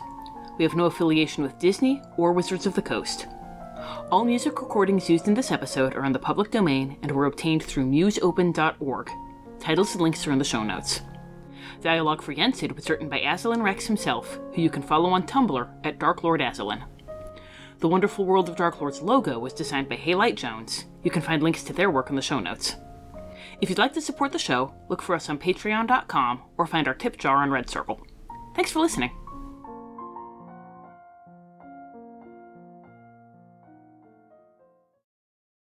Howdy, reporting for Hootie. Oh, I'm so glad I was able to get Zoom working. Wait, where is everyone? Hoot? Hello? Aw, shucks. Hello, dear listeners. First off, to avoid any stolen valor, that Hootie impression there was not either Tom, me, or Matthew. That was our fabulous listener, Robin, who does the best Hootie impression I have ever heard.